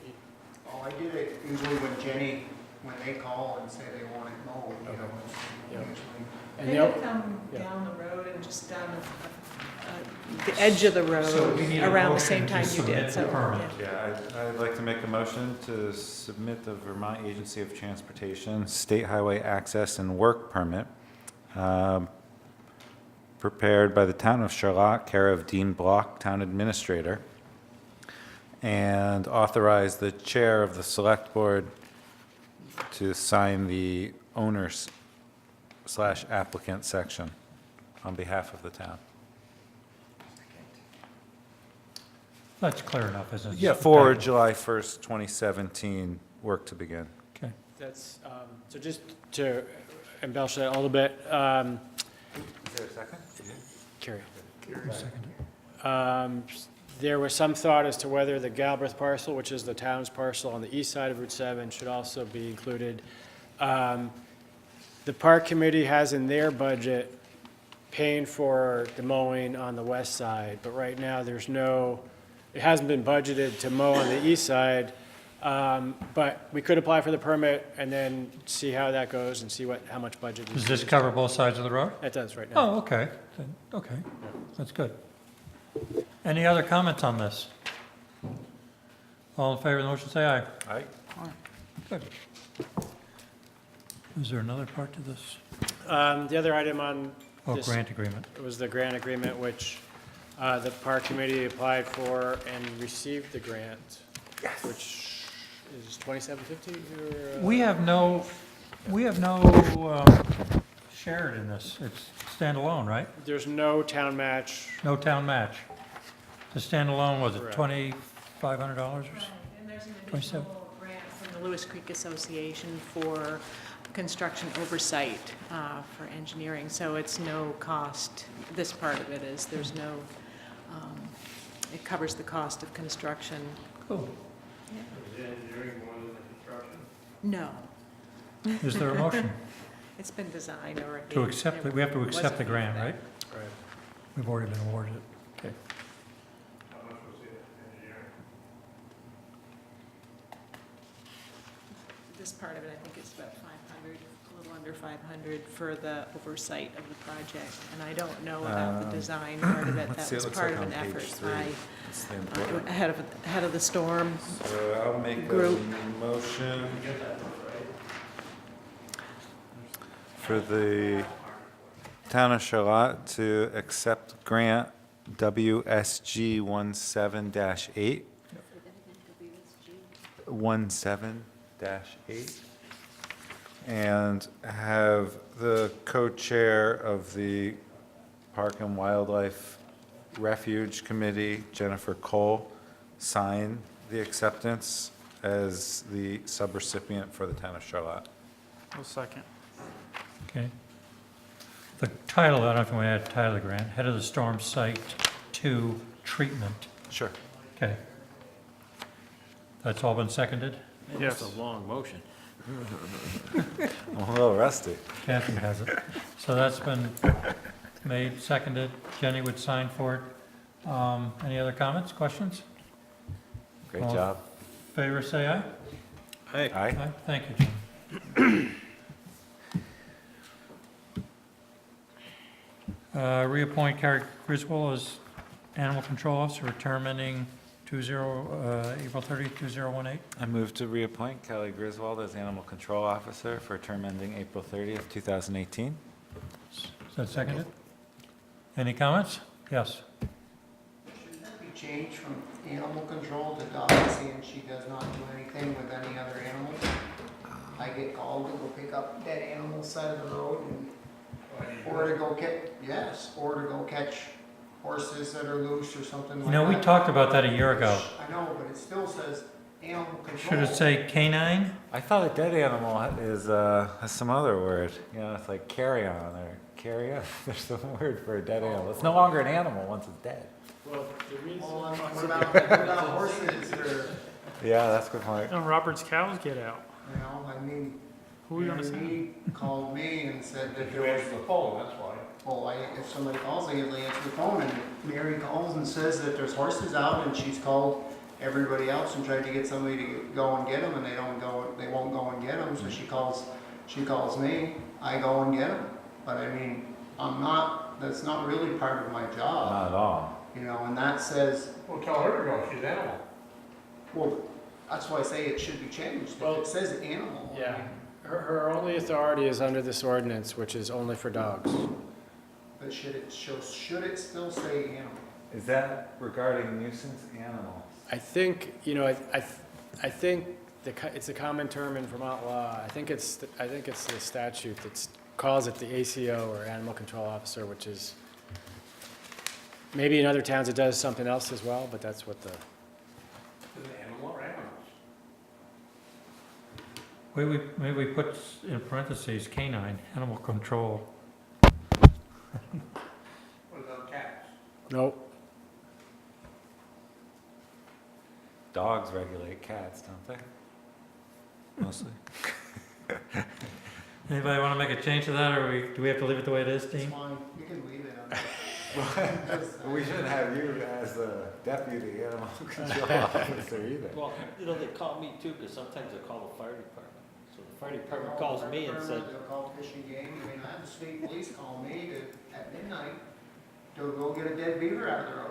I mean, they can't get out of the police car and kick it in the ditch. Yeah, I scraped the bottom up with my tractor the other day. Got it off the road. call me to go get Dylan's cows. So Dean, the ordinance relates to dogs, though. It's in the writing, right? Yep. Okay. The motion's been made and seconded. Any further comments? All in favor, say aye. Aye. Aye. So when someone tells Callie to go get a horse, tell her to read the ordinance, she's only dogs. Totally. I get a lot of calls about cows What about them? across the street. They're out. Like a medium rare. Okay, the next item is our computer support.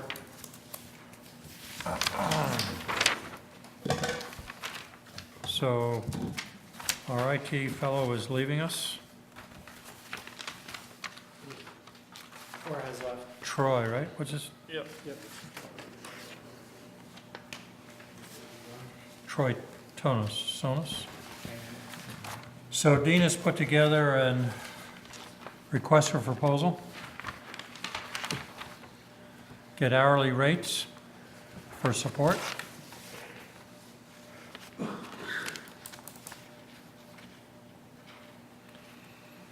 So the version I think I handed out in the packet has a deadline of May 18th, and I did redraft it to extend that out to,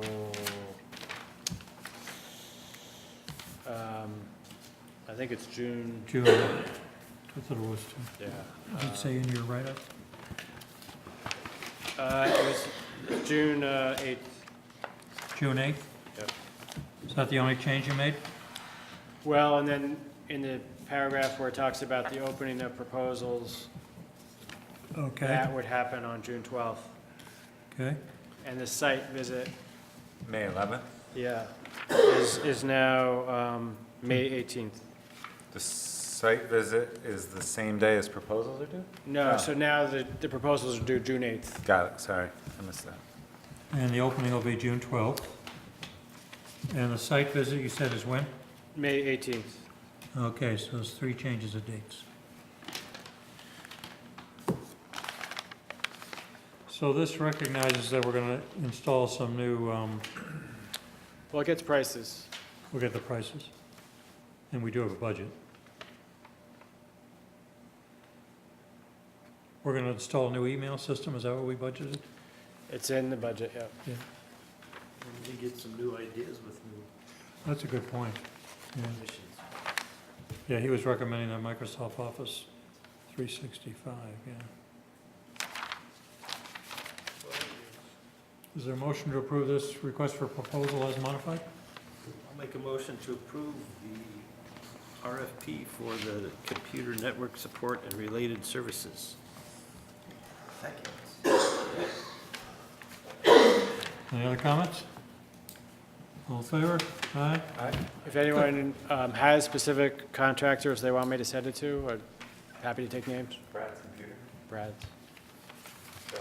Okay. Betsy gave you that one sheet. Yep. Don't care for Brad. I lost my agenda here. I'll talk to you later. Oh, select board updates. The bond application for the pumper, that's got a deadline to it, right? May 15th, next Monday. So, but we have a month grace period if we do something, right? No.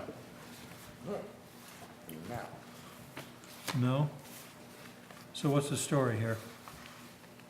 The, the officer, at the bond bank reviews it on May 15th and pretty much accepts it if it's acceptable, and, but then the application goes to a board in June for actual approval.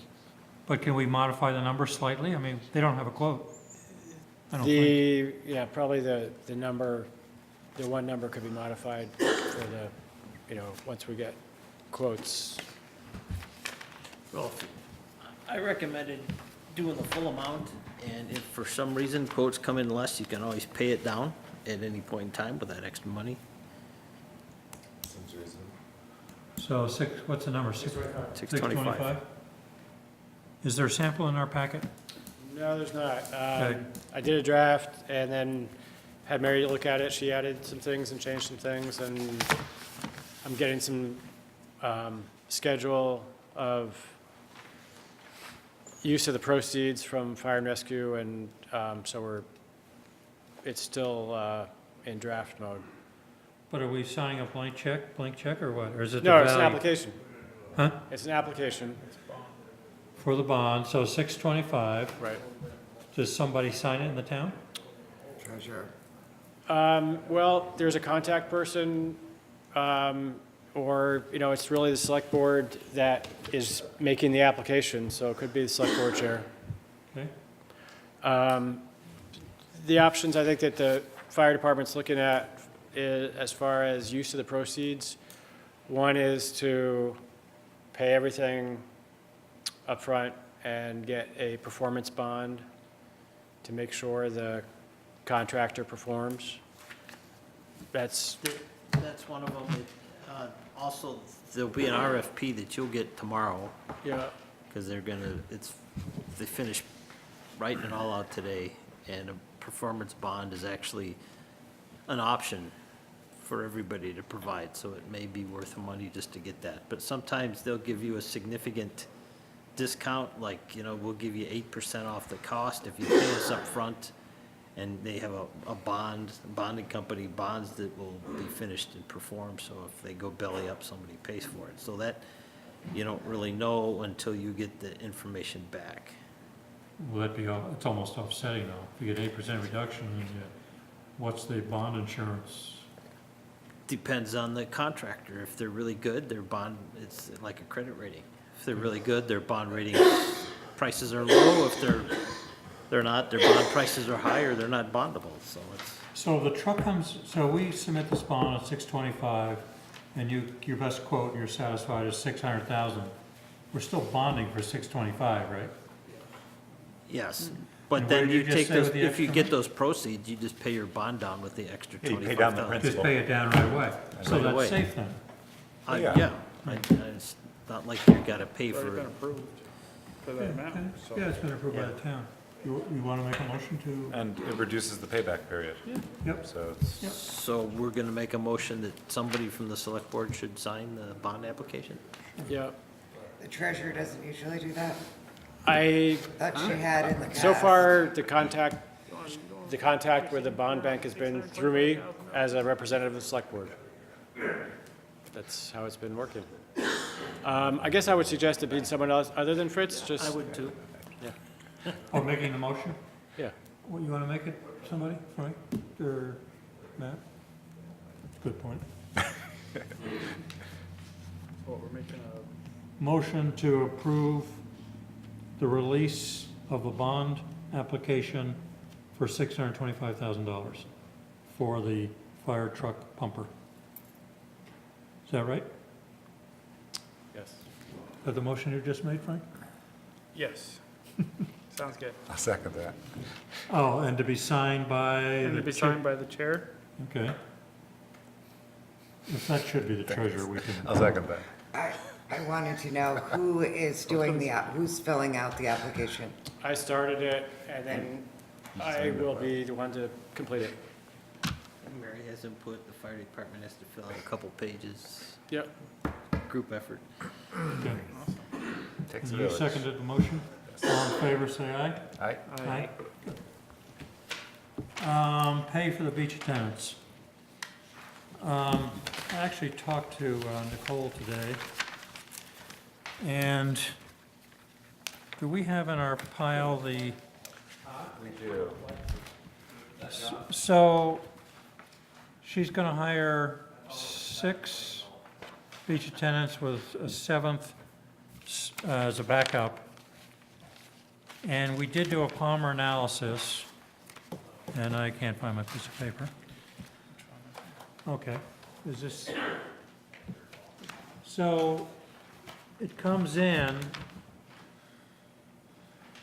at step 0 or step 1, and it's a grade 2.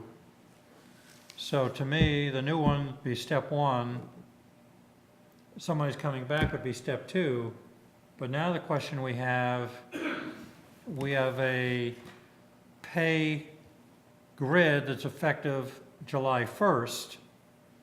And since most of the work will be done July, August versus the month of June, my recommendation is we do the payment in accordance with the new fiscal year.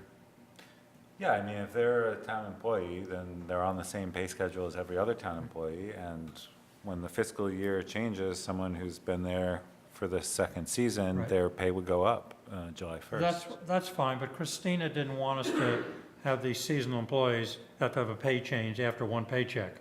So I'm making the point in support of Christina that we just put them on the new pay scale fiscal year 18. You know, I understand It's only a couple Christina's sentences. concern, but for me, I think maintaining the pay policy Okay. would be the So the you right want thing to to do. stay with the current fiscal year, then when July 1st, they'll have a pay change? That way, every Okay. employee is Okay, that's fine. paid the same and fairly. I don't see there should be a reason why we have Well, to. so just Move it. to, employees that are hired between January and June don't get a jump. But this Oh. doesn't apply because this would be someone who was here last season, which is not between January and June. They were here last season. So this would be their second year of employment come July 1st. So they would move up a step, but would they get the 2018 pay rate? Or just, I mean, they're not, I don't think they're, well, I'm assuming they're not signing on for 2 years.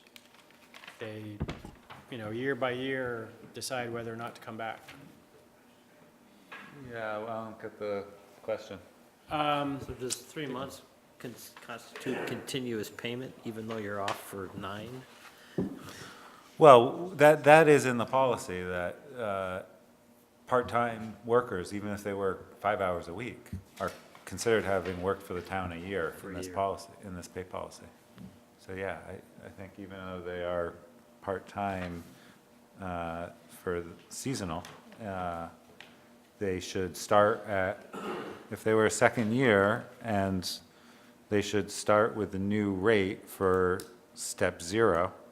And when July 1st comes, if this is their second season doing the work, then they should move up to step 1. They shouldn't be paid step 0 for last year's rate. They should be paid step 0 for this year's rate. On July 1st. No, when they start working. They're Step gonna 0. get their Step first- 0, Step 0 up to July 1st. Because step 0 has increased from last year. So when they're gonna start work notionally June 1st. So we take it right off the grid, and those people who were here last year on July 1st will go up to step 1, 0 to 1. Okay, for FY17 rates? FY17 rates. yes, that's what Matt's Yeah. saying. Right. Which is fine. Which is the fiscal year that they will be working in. Right, and then at July 1st, the second year people will go to FY18, the first year people, What, FY18? That's July 1st this year. Yes. okay. Yeah, And right. People what who happens- have been here a second year will Yeah. move up. What about the first year people? They don't move up. No, they stay, Okay. yeah, they have That's to consistent. work here a year. I see what Matt's saying. They have to work here a season. Yeah. A lot of places will have them, now I'm not saying you'd want to do it with these people, but, they have them sign a contract to say they're gonna return, or paper say they're gonna return to work the next year. Would that be something that might be implemented so that you'd know that they were going to be here the next year and it would automatically shift them up to the next pay period, just a thought. That's an awful lot for a high school kid to forecast. I know, but I'm just. Oh, we have I a mean, that- college student we have a couple college students that are going to do a few years. Every beach attendant's just gonna work for 1 year. We are gonna, We're hoping. yeah, especially under Nicole. Will they get to step 15 is the question? That's Or what should I'll we have know. a step 16 for We them? should be talking to him first.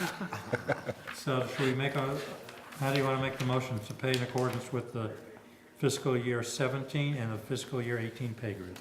Well, if we just follow in the existing program, do we need a motion? I don't think No. so. I think Just we stay just let it- consistent. But with I the guess just to policy. recap, so if they've been here last summer, they start on FY17 Yep. on Step 0, step 1. step 0. They were here. Zero. July 1st they move. Okay.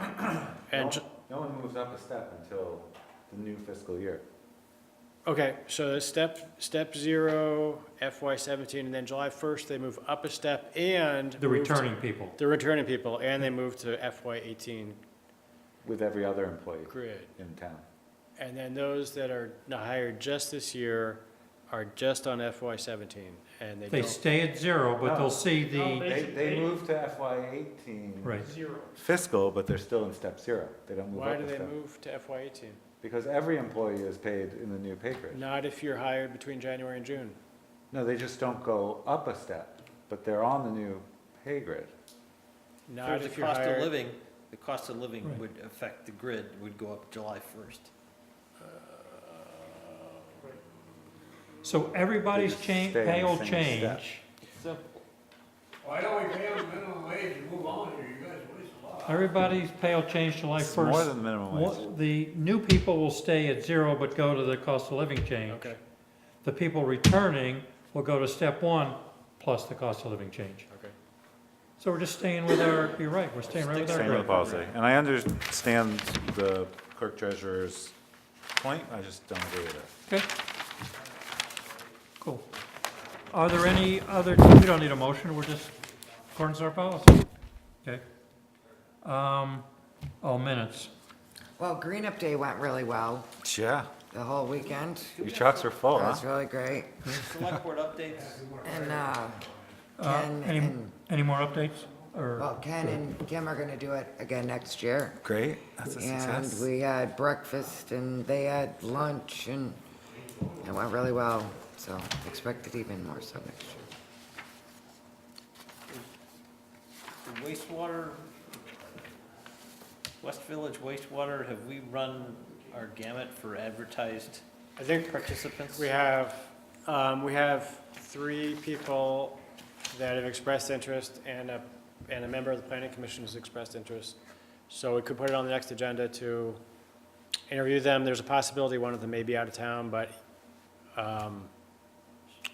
I guess if that's the case, I can schedule his interview at a different time. We're looking for 3 members Right. on the planning commission, so if everybody And we signs have, up, we'd have a full house. and you've advertised some more, so there's a chance there might be another. Yeah, I guess to the Charlotte News, it was in this last week's Charlotte News, so that was the second time. So I think we got good candidates. Yep. Okay, well, if it fits in the next agenda, we'll stick it on there. Okay. Any other updates? Anything new on the tank, the oil tank, propane tank and senior center, anything new I there? haven't heard from the Energy Committee, and to be honest, I haven't talked to Good. my friend Robin Benor. I'm just gonna give him a call and say, Okay. what are our choices here? What's it gonna cost us? Actually, court issues, Edgewater trial is scheduled for June 21st and possibly the 22nd. Because the Is dates. that property for sale? Yes. And the court proceedings are still happening? Actually, it's scheduled for the 20th and maybe the 21st. Yeah. And the mediation with Arthod is being rescheduled. It hasn't, there's no specific date yet. It was initially going to be scheduled for June 22nd, and that is getting bumped. Going back to Edgewater for a second, what happens legally if the property sells? Does the previous owner still have standing in the suit? Does the suit get thrown out? Probably not. I don't, I mean, the permit runs with the land and probably the denial runs with the land as well. So, or it wasn't a denial, it was actually a permit. So I'm not sure whether the appeal, if the new buyer signs on for the appeal, I'm not quite sure. I've never Yeah. I don't encountered think it's this. gonna sell in our lifetime, Matt. At $1 million, I mean, it's, It's gonna sell before court, before what, a court? before it goes to court. It's got a lot of, So you're buying it? it's got a lot of restrictions. Okay. Anything else on the legal issues, Dean? No. Okay. Okay, minutes. I think move I to was- approve the minutes of April 6th, Okay. 2017 as amended. So only 3 people can vote on this. Lane, Carrie, and Matt. Because you were in attendance. That's why this is so old. Carrie, did you second that? What was that? Did Carrie second? Did Oh, one of yep, you second? Yeah. Okay. I did. Are there any recommended changes? All in favor of the motion indicate by saying aye. Aye. You have to, Sorry. okay, next one is 24th? Make a motion to approve the minutes of April 24th as may be amended. I'll second. Okay, there's 4 that can vote on that.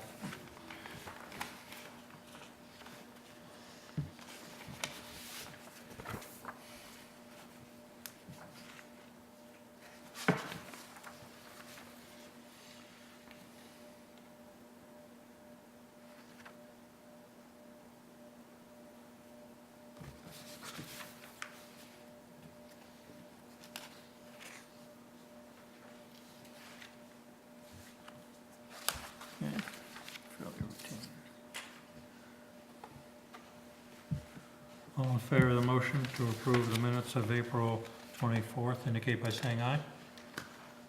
Aye. Abstain.